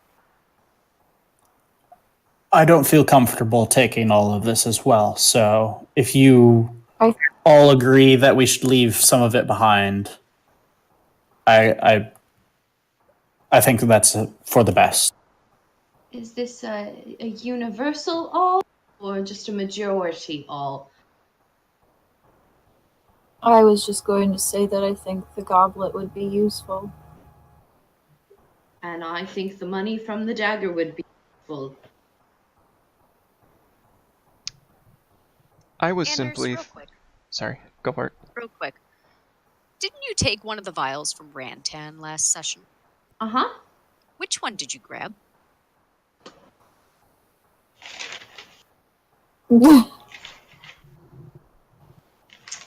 I don't know. I think it was the black one. Caw-caw. Was it the black one? I took the black one. Yeah, I thought that I had written that down. Okay. All right, so you also have that, just as a point. Black vial of ominous liquid. I was insinuating we leave behind the money, for the goblet and the striking implement may prove useful on our journey, whereas the money is of less use, for we have a line of credit to call on. Agreed.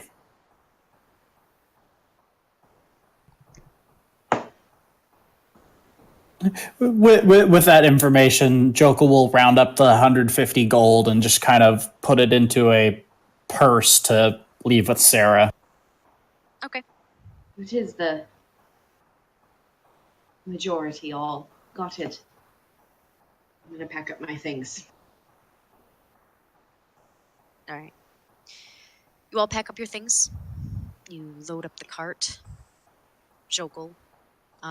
Do both you and Riala mount Maeve, or does Riala hang in the cart with Tate? I get on the horse. Okay.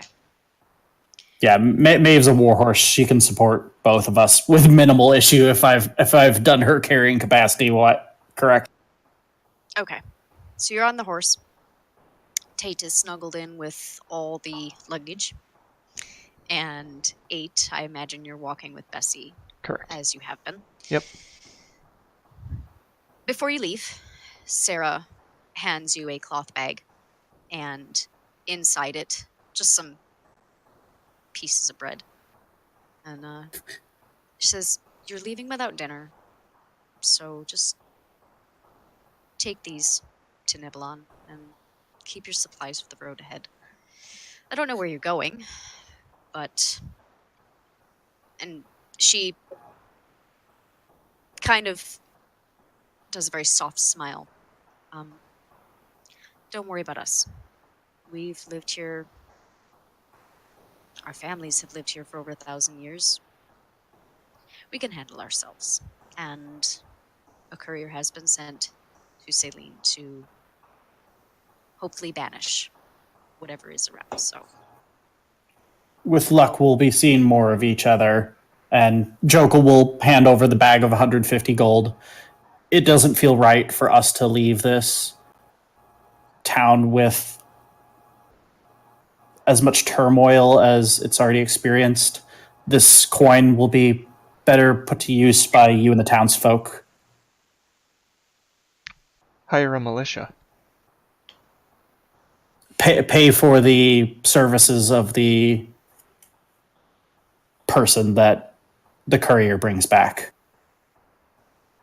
she glances in the bag and her eyes go wide and she looks at you and she says, "Thank you.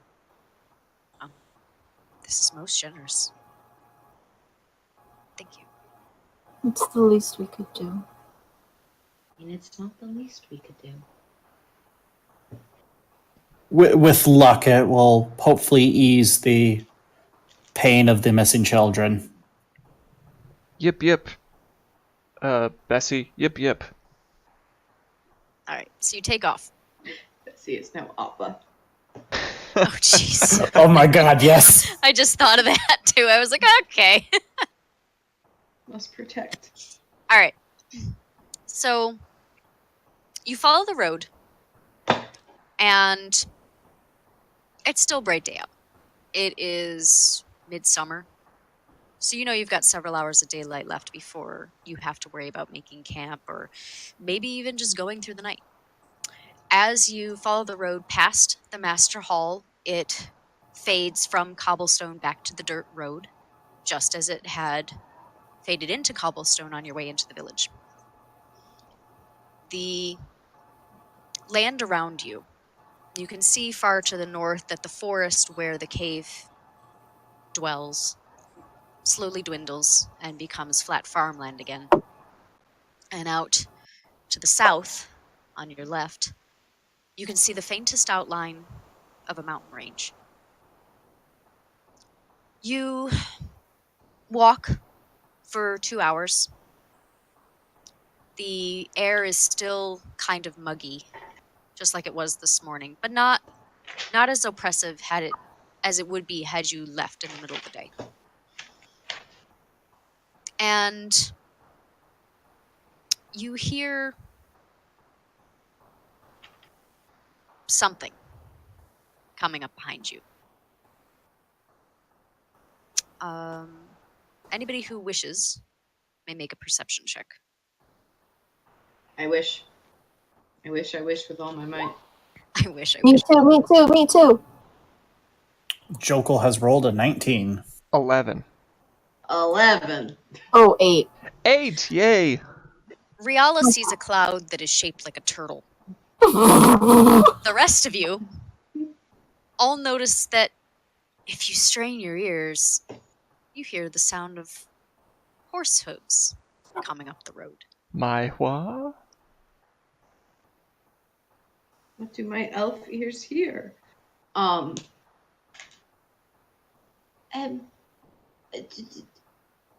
We should pull over because they look like they're going faster than us, and it just like to make way for the faster travelers so that we don't get run over and killed. Yeah, how fast are they traveling? The sound is definitely getting louder with each passing moment. They're coming at a pretty fair clip. Bessie!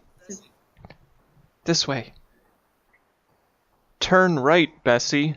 And give a gentle nudge to pull the wagon to the right side of the road. Follows. I was going to say, if Bessie needs encouragement, Maeve just kind of nudges the donkey mech off that way. The donkey mech. I believe it was a donkey, wasn't it? Yes, or it a was, mule. Yeah, donkey.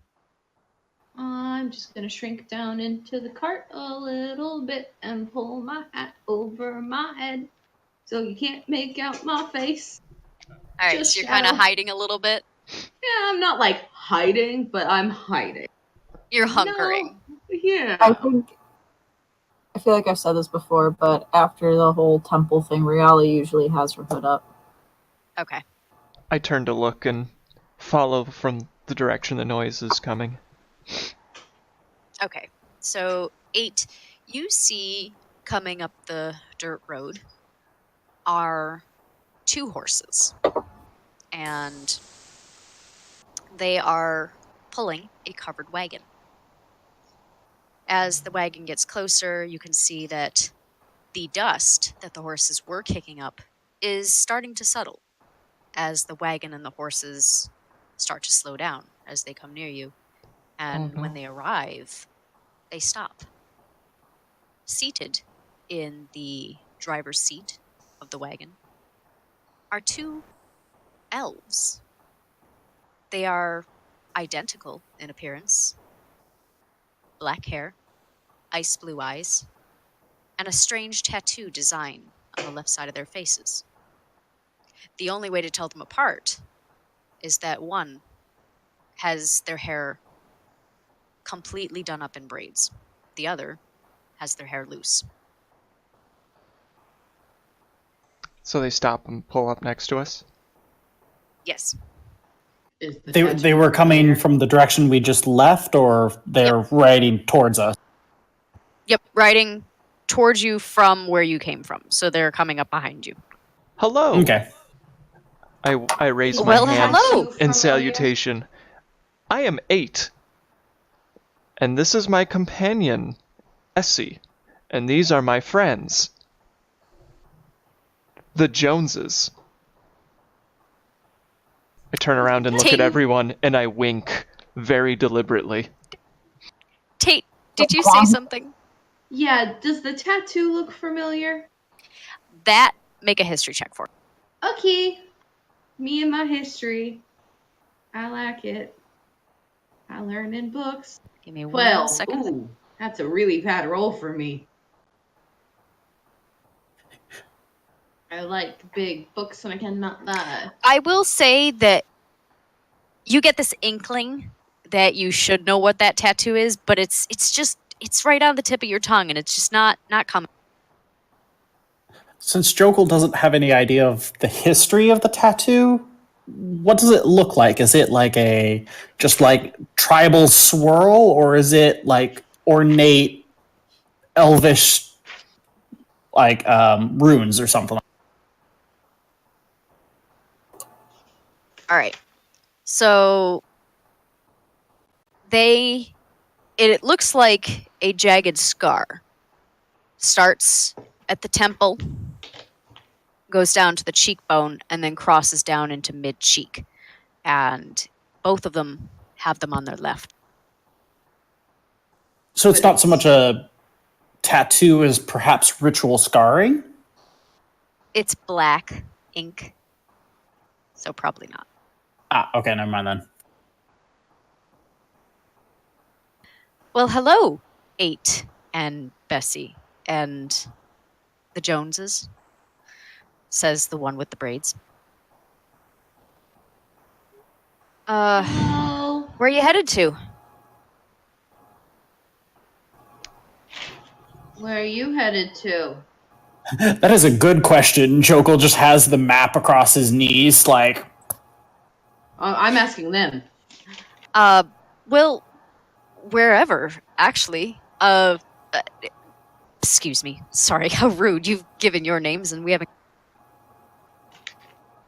The one with the braids turns and gestures to the elf on his left, and he says, "This is my brother Ezra.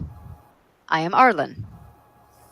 It is our pleasure to meet you." And they both, in sync, bow and look you over again, and Arlen says, "So, we're actually just wandering, and we actually just got finished with a band of mercenaries, and we countered a basilisk, if you'll believe that."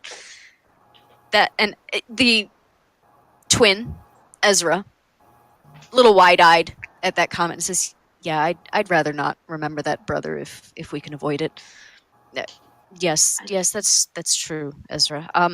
But we're just wondering, and we haven't seen a lot of people traveling on the roads. A lot of people, it seems, are enjoying the festival in Saline, so we just figured we'd stop and see where you're headed. Maybe we could join up with you. We're always looking for a little bit of adventure. Did you keep any basilisk scales? Or like a fang? Or like something cool? We did manage to get a couple scales. Did Can I you want see to 'em? see one? Yeah. I'm gonna climb out of the wagon Ezra, and go over. Ezra. Go into the back and get the scales. And you see the other elf quickly dart into the back of the covered wagon, and you hear some rustling. Hi, Rusty. Yes, you hear some rustling and some shaking about of bags and boxes, and Ezra pops back out and holds aloft a leather pack, and he says, look at this, and he jumps off the wagon, and he runs over to Tate, and he just opens up the bag. He goes, "Don't touch them. We haven't gotten them decontaminated yet, but you can look." And he holds the leather bag open wide, and inside you see these very large green scales.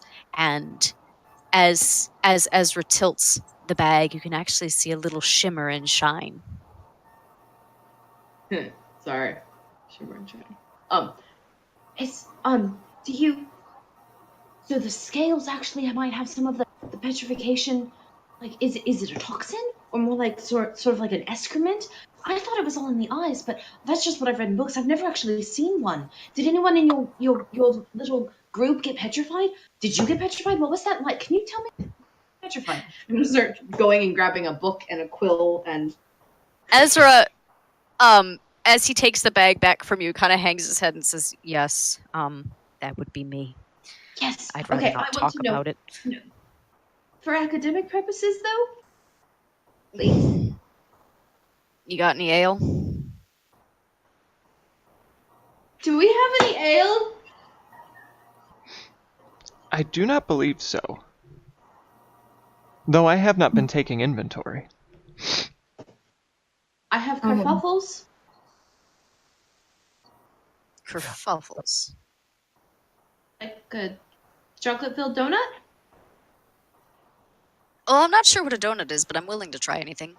Arlen, come here. Arlen turns and looks at the horse and says, "Well, are we stopping for tonight, or are we? I mean, we can talk and we can walk. But I mean, it's only 5 in the evening. I mean, we still got plenty of daylight left." Oh, well, I could ride in your cart and you could tell me. Yeah, come on in. Okay. Just be careful of the box in the back with the metal clasp. Just watch. Just be careful with that. But otherwise, any of the other bags you can go ahead and sit on. Can I insight check them? Is Yeah, anything if you want. fishy? Can I ask a question that I assumed the answer to, but I guess I should clarify? Out of game or in game? It's mostly out of game. Riala, you got nothing. Yeah, go ahead, Anders. Are they hot? I guess it depends on your definition of hot.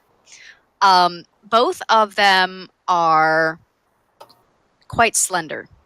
They're wearing suits of studded leather, and they appear to be well built and toned underneath them, but it is difficult to tell. Their faces are long, but their bone structure is very proportionate. Yeah, And take they me get in the cart with them. You're gonna get in the car. What? People with those strange magical goodies in a wagon? I'm going. I know, nothing suspicious about that. Handsome people with magical Handsome goodies people, in a yes. wagon. That just makes it that much better. Who wants a donut? Alright. So Tate's gonna get in the wagon. Now, Tate, don't And- touch anything that doesn't belong to you. Just out of the fact that Jokel's a fighter and they're obviously they came up bragging about taking down a basilisk. What kind of weapons are these two like sporting? Do they have like a bow over their shoulder, swords on their hips, or are they just sitting They there both with have- apparently nothing? Large menacing swords at their hips. What other equipment they may have in the wagon, you can't see. Fair enough. That's all I needed to see. Alright. They're going to start their horses, but it's at a gentle walk. They're not trying to go any faster than that. Yip, I'm yip. guessing the group followed? Yep. Yip, yip, Bessie. Alright. So, as As they walk, Maeve is the only one that isn't carrying a wagon, Maeve can go off-roading and give the carts priority on the road. okay. So they're Jokel and Rella are going to kind of take Maeve and walk in the grass. Yeah, I mean, I assume there's like a 5-foot road, and then there's like 2-3 feet of grass on each side. So they're Yeah. probably in that little path. Okay. So Ezra and Arlen are seated in the driver's seat, and Ezra's kind of tilted to the side a little bit so that he can keep an eye on Tate, and says, all right, out with the kerfuffle, Right. and depending on how good it is, we'll determine how much I tell you. Okay. Close your eyes. Just a very melted, like squished kerfluffle. Ezra follows your request. Okay, so I'm going to take out a kerfuffle. I've got a few left, not very many, but I have a few. And as I'm handing it to them, I'm going to cast Prestidigitation to make it less stale and a little warm, kind of like the fresh kerfuffles we got in Saline. So it's like back to like piece de resistance, and then hand it to Ezra. You're such a Open your eyes now. I love prestidigitation. Opens his eyes and he sees this thing and he goes, oh, well, this is different. Do I just take a bite? Just take a big bite so you get all of the good gooey flavory things all at once. He does, and his cheeks puff out kind of like a chipmunk, which is very obvious considering his bone structure that his mouth is pretty full. And he chews a little bit. It's very good, right? Does your brother want one? I'm gonna get out another one and no. He finishes his bite. Arlen, no. The other one, considering the horses are walking, just kind of turns and says, "Now that's not fair, Ezra. You know what's yours is mine. Hand one over." Yeah. He takes it. He's got the reins in one hand, so he takes his left hand and reaches behind him. And he takes a smaller bite. Says, Yeah, this is good. This is good. Ezra, you better pony up with the story. And he goes back to watching the road. And Ezra's still sitting there, kind of basking in the goodness that is the kerfuffle. And he shifts in his seat. He's all right. So we ended up getting involved with these mercenaries. When at the time we didn't know they were mercenaries, and we figured out it's an odd job. You know, they said let's go hunt a basilisk. I said, well, you know, Arlen, we got to go hunt the basilisk because you know we haven't really done much since we've left home. This would be a great story to tell other people. Clarifying question, because Yes. I'm like this. Where's home? Oh, well, we actually come from one of the floating islands. Which one? It's called Cedar. It's one of the smaller ones. Most of our kind doesn't actually live on the islands. We're kind of a smaller subsect, I guess you could call us. Oh, you can continue now. Sorry, Oh, I just my brain tends to move really fast and not necessarily in a straight line, and so sometimes I interrupt. I'm sorry. Oh, Keep yeah, going. yeah. Arlen turns at that and says, "Not like I don't know what that's like." Ezra gives him a grunt and scowl and says, "Ignore my brother." So anyway, so I said this would be a really good story for us to tell back home. Well, Arlen, he never wants to have any fun, but you know, I'm the reason we're out here exploring, and so I finally convinced him to go. And we had to go into this really dark cavern, and there was like an underground river almost. So maybe cavern, I don't know, but it was really scary, and we had maybe 10 of us in the group, including Arlen and I, and the basilisk, you know, it was really difficult to hunt because we were in its lair, so it knew all the nooks and crannies, whereas we were only going by old maps that the city had stored away in its library.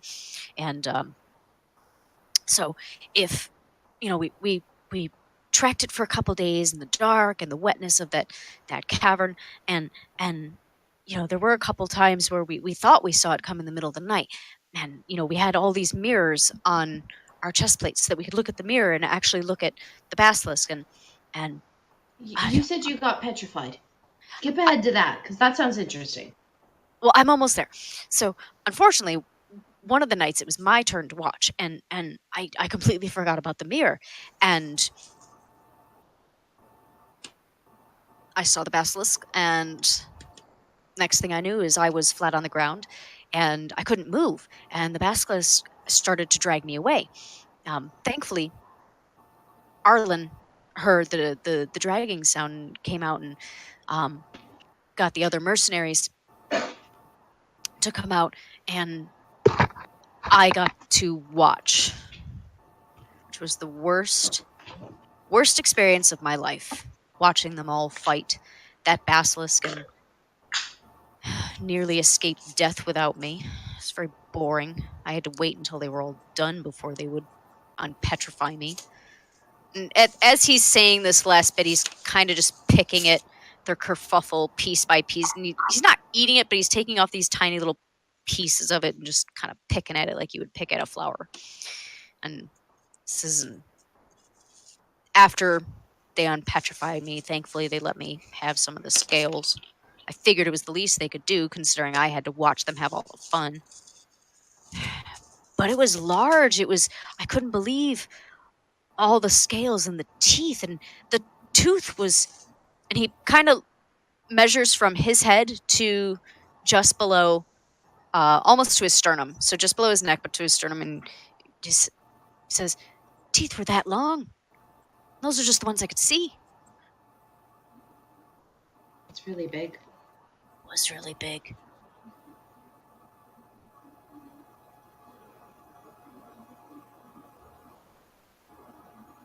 What are you making that face for? I'm resisting saying things that I shouldn't, that Tate wouldn't say in this moment, but Anders would.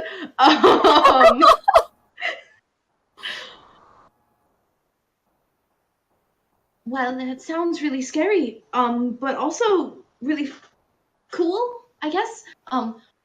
We fought a boogeyman, which is like You a did. ghost person demon thing. But we didn't kill it. It got away. And then Oh. then we left. So less cool. But a boogeyman, that's different. Yeah, it was unique. It killed that one, and I point to Riala, which is like one breath, just, and she was down. Ezra turns and looks at you. You died? No, I knocked him Because this one says you died. I mean, I said downed, not. Well, I mean, it was kind of like she was frozen solid for like a few seconds. You know. Yeah. That's true. No, I was knocked unconscious. He looks you up and down. You look fine to me. A night's rest will do that. Well, fair enough, fair enough. I know I certainly needed to sleep after they revived me. But, so what are you on the road for? I mean, you know why Arlen and I are on the road. Right. Just wandering, right? Yeah, it gets boring out on the islands. Everyone wants to just study magic. I don't want to be stuck in a library all my life. Do you both agree with that particular thought process? Arlen turns to look over his shoulder and says, well, I mean, magic's fine and dandy and all, but, you know, when it comes so naturally, it's not really much of a challenge now, is it? We wanted a bit of a challenge, so we're out trying to find challenges. Does magic come naturally to you, Arland? Yes, actually it comes to everyone in our race. It's a little closer to Arland. Jokal will just kind of laugh and kind of like talk to Tate. Be like, keep in mind they're elves. All of their life is like 700 years. Have you not looked at my ears? I know what an elf is!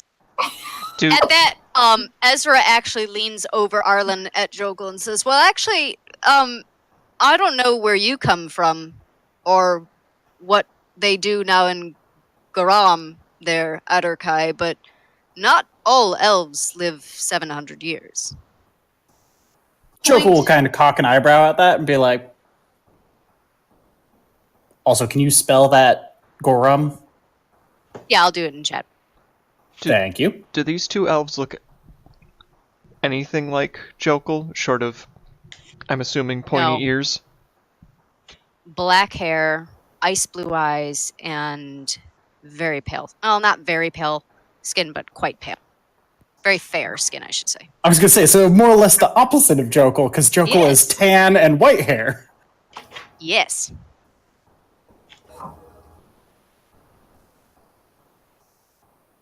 I have to look through my notes for a second. Not that 8 would really notice the difference between them.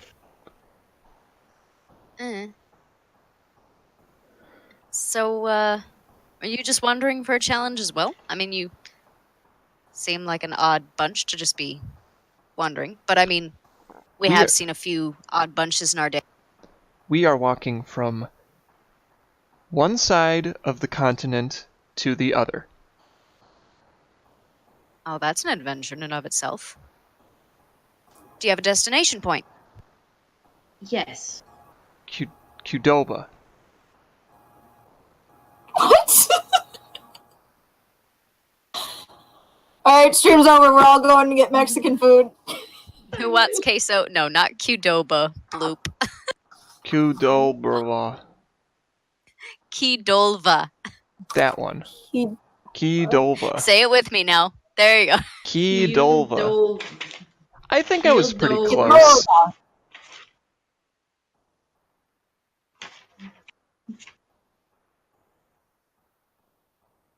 Qdoba. Oh my god, the dog's giving me eyes right now. Yeah, because you're saying Qdoba. We're going to the woods where you're not supposed to go. And we're going there. You're going to the Yes. city of the Silaran. Well, that's Oh. an interesting choice. Have you been to the city of the Solaran? Do you know anything about them? They seem smart but mysterious, and also a little I wouldn't scary. call them mysterious. They're another. They're like us, or rather, I should say our race, in that they prefer to stay secluded and they like to study and learn and theorize. Woo. All good things. It can be in small doses, but I've had 150 years of it and I'm quite sick of it. You are 150 years old. Aye. That's like really old. Well, not where we come from. I mean, how old are you? Joko just kind of laughs at that. 17. I guess in your years we'd probably be about 20. Oh, really? Interesting. Yeah, we're not. Our parents really weren't happy that we were going to be leaving, but I mean, it's not like they could stop us. But if you're going to go see the Silaran, I mean, just, be polite, I guess. As long as you're not burning books, you'll be pretty welcome. No, The the book burner flew away in the last town. He didn't want to hang out with. All right. Don't really know what that means, but the women there, they're the guards, and they're the ones that don't take lightly to strangers. But if you can bring some sort of a gift to the council and show good faith, they generally are a little more welcoming. And once you get inside the cities, any of the Silaran cities, they'll be fine. They'll leave you alone. They're very intent on protecting the border. I'm not really sure why. Usually, in most cases, all they have are libraries, but Don't books can be the most valuable things in the universe? All the gods of women, like all of them. oh yes,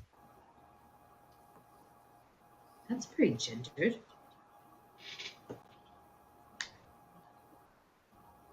they've developed a keen fighting style. I mean, they're the ones in charge.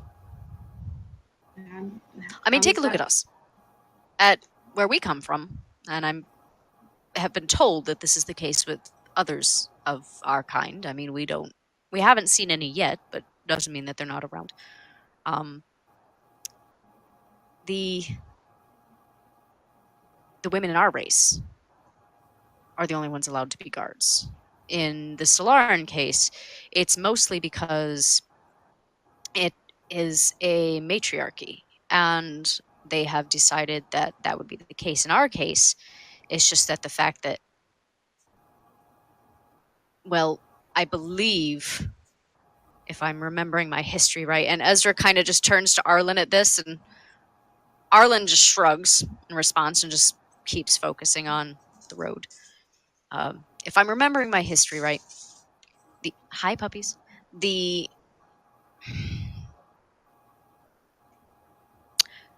so the Moldier, which is who we are, we're told that we were created by a group of wizards thousands of years ago, out of the very essence of the Feywild. And supposedly, those wizards deemed that the women would guard, but both genders would rule equally. I don't know why they made that the rule, but nobody's ever really broken with tradition. I mean, it's worked out so far. I personally would never want to mess with a female of our race. They're tough, and they scare me. I imagine the Solaran might have a similar start. I don't remember. History was never Never mind.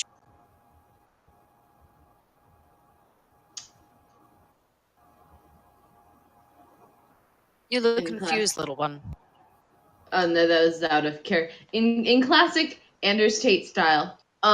Do I know about this history of elves based on the elves that I know, from where I'm from? Yes, give me 1 second. Key. Well, Jokel doesn't show it. He's actually very interested in this conversation. Just like, what? Elves Like are weird out here. He's perking up an ear kind of thing. Yeah, he's just like, not like visually reacting to the information, but he's like, all right, interesting. Didn't know that. All right. So, Tate, I'm not going to make you roll for this, considering where you come from. But you know in particularly that while the Moldir were told that this was how society was run and they have not gone beyond that, the Solaran actually developed this habit on their own. They, at one point, were a more male-dominated society, and then there was a few wars thousands of years ago where some of the women actually took up arms and became great generals. And as a tradition for that, Solaran females tend to be the only guards. Ezra, since he admitted history is not his favorite subject, forgot that it is not as strict a code as it is with the Moldir. So there are men that are part of the hunters in Solaran civilizations, but it is extremely rare. Was my mother a Moldir or a Slaran? She would have been a Solaran. I thought.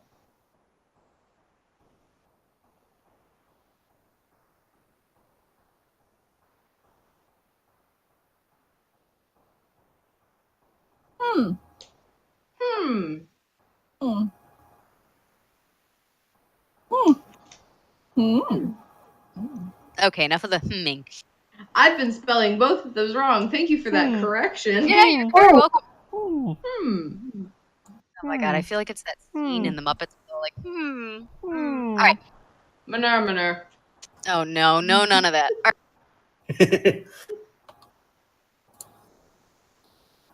right. Right. So thank you for the history lesson. That was very interesting. Arlen turns and looks behind him and says, "You don't have to lie. We don't really care for history." I mean, and you also got like half of it wrong, but that's fine too. Oh. It was nice you tried. They both look at each other and in sync just shrug like, whatever. I see you're practicing your advice, Tate. Embellish the compliment.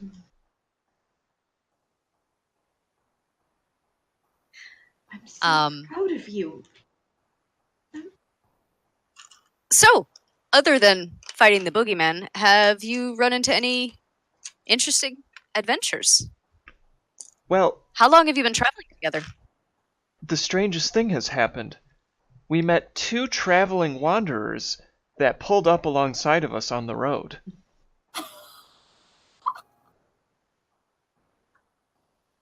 They both So lean strange. and look at 8. Yes, that is strange, isn't it? And they do say that both at the same time. I can just only have one voice at once. Okay. So Christina. pretend. 1, 2.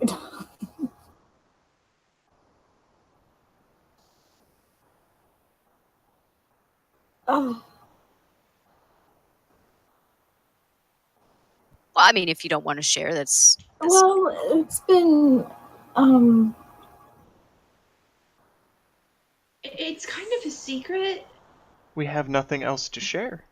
We have fought a boogeyman, met two strange travelers, and we have a mechanical donkey. We met a bird person. We did. You saw an Arakokra? Uh, At this, Arlen is going to perk up and look around. I believe the proper term is bird person. No, I believe it's Arakokra, but if you want to call it a bird person, I certainly won't argue that because they do look like them. I'm fairly certain it is bird person. Yeah, we met Aarakocra, and Bird person. I have one of their feathers, and I wanted to teach them about biology, and they didn't want a biology lesson from me. But here, have a feather. I show them. They both turn and look at the feather, and Arlen kind of does like a double take to make sure that nobody's coming down the road before he lets go of the reins and starts very gently running his fingers along the feather. Says, "This is magnificent. I have can't more believe feathers. Did it give you this? Yeah, we did a trade Did a trade? for I wonder one what of you would these. have given the Arakoka for this. I They pull do out. not part with their feathers I pull, normally. I pull out a feather. Oh. And what is this? This is a special feather. And I gave him one of these, and he gave me that. Oh. For Well, that Tash. would explain why he parted with the feathers so easily. Although, maybe that's another thing that we have wrong. I'm not sure. What do you think, Ezra? Those species were always your favorite, brother, not mine. You would know more than I would. Mm. Well, that's actually quite exciting that you got a feather. I would keep hold of that. That's a beautiful specimen. Both of them are. Where did you get this one? I'm not really sure. I just had it. I just found it one day. You can keep it if you want. I have a few others. Oh, thank you. He takes the feather and hands it to Ezra, and he goes, "Put that safe back there."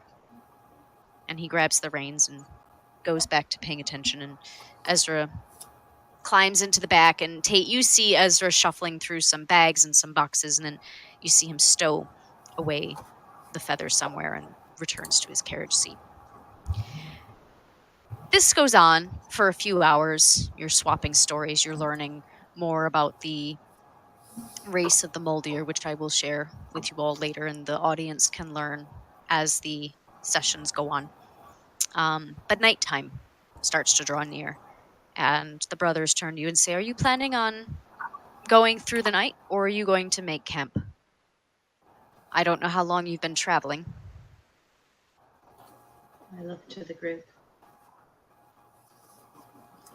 I also look to the two riding Maeve.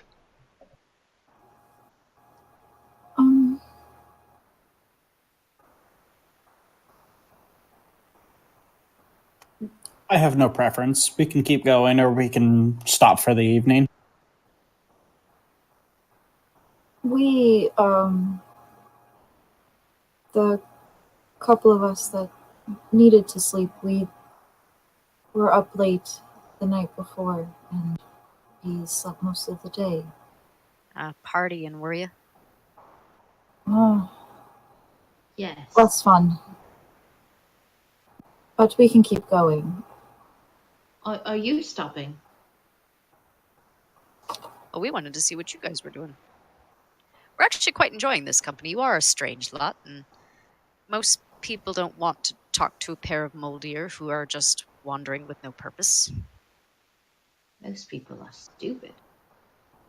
Well, if you want to travel through the night, I'd say let's travel through the night. We're actually headed on our way to Isha. Would you care to join us there? It is a little bit of a shortcut. I don't know which way you're going, but if you're headed to Kidova, you probably would want to head there. Might cut off some of your time, depending on which route you planned on taking. Out of curiosity, Jokel will just come look for that name on his map, just like, I have no idea where that is. Okay, so if you look on the map, it is due west of Saline, and it is right smack dab in the middle of the desert. But it is, if you were to keep going west, you'd eventually hit Kidova. All you would have to do is go north for a slight jaunt, whereas many of the other roads and cities on the map tend to take more curvy paths. This one tends to be a little more straight. Well, considering that appears to be in the middle of a desert, and a supply point is probably a good idea. I agree. And if we can cut some This- time off of our travel, we can make up the day that we lost. Do they sell books in Isha? Does he? Well, from what I understand, because we haven't been there yet, says Ezra, it is a city built into the wall of a canyon.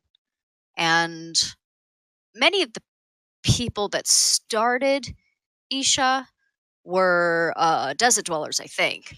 But the city has grown quite large over the past century and has become quite populous. So I do believe they have a library. It's certainly not as big as the one in Kidolvo or any of the larger cities to the south.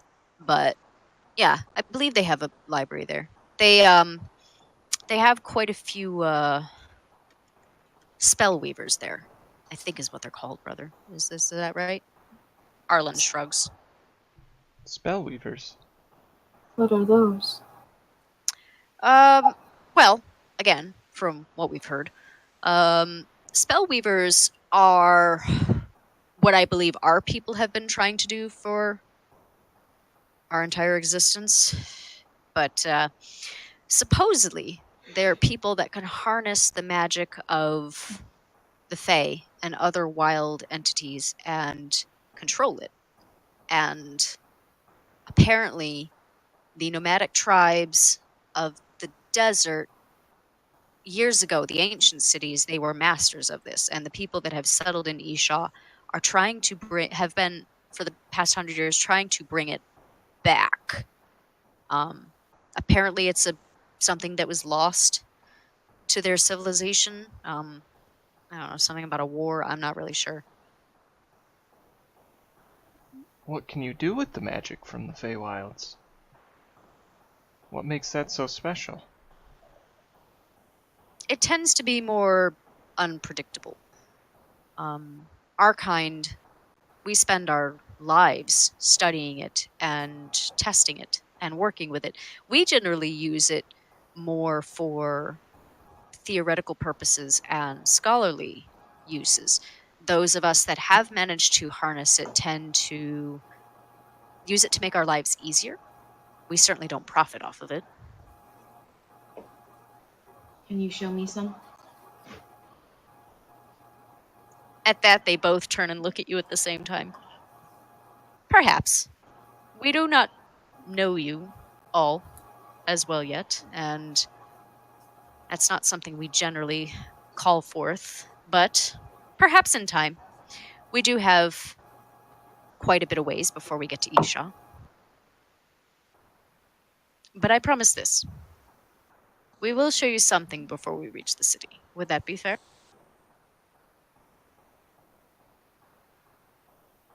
Just something? Well, it depends. I mean, how do we know you're not going to slit our throats in the middle of the night?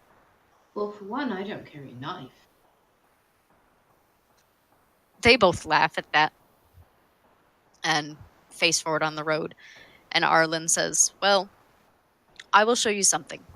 And depending on how the next week goes, we will show you something really great or something middling, depending. If it goes poorly for us, we're certainly not going to show you the most fantastical thing we can do.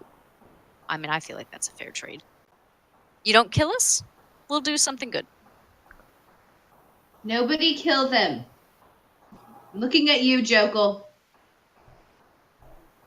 Jokel just kind of looks surprised at that, like, okay. All right.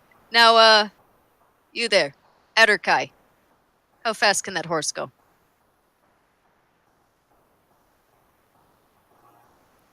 And Jokel will just kind of pet Maeve and be like, depends on the person who's at. Arlen turns over to 8. What about the donkey? How fast can it go? I believe this is the fastest pace that Bessie is capable of. It's just like a really slow trot. I'm afraid to ask them to go any faster. It would be rude.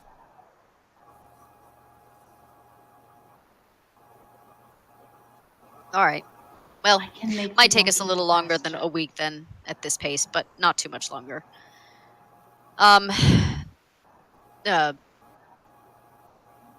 Do you are you planning on sleeping back there, or do you need us to stop so you can get to the other cart?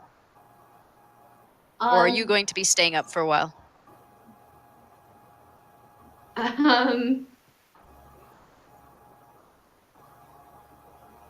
me get back to you on that. Just give me like 5 minutes. All right. Arlen jolts the reins just a little bit. The horses start at a very easy trot. Not fast enough where Bessie can't keep up, but they are pulling ahead just a touch. Yip. And Jokul coaxes Maeve to match pace. All right. 8, when you say yip again, Bessie actually does do a little bit of a prancing trot. It's not too much faster than what she's already going, but it's some. I might need to get in the cart if you're gonna start walking this fast, Bessie. You're faster than I am.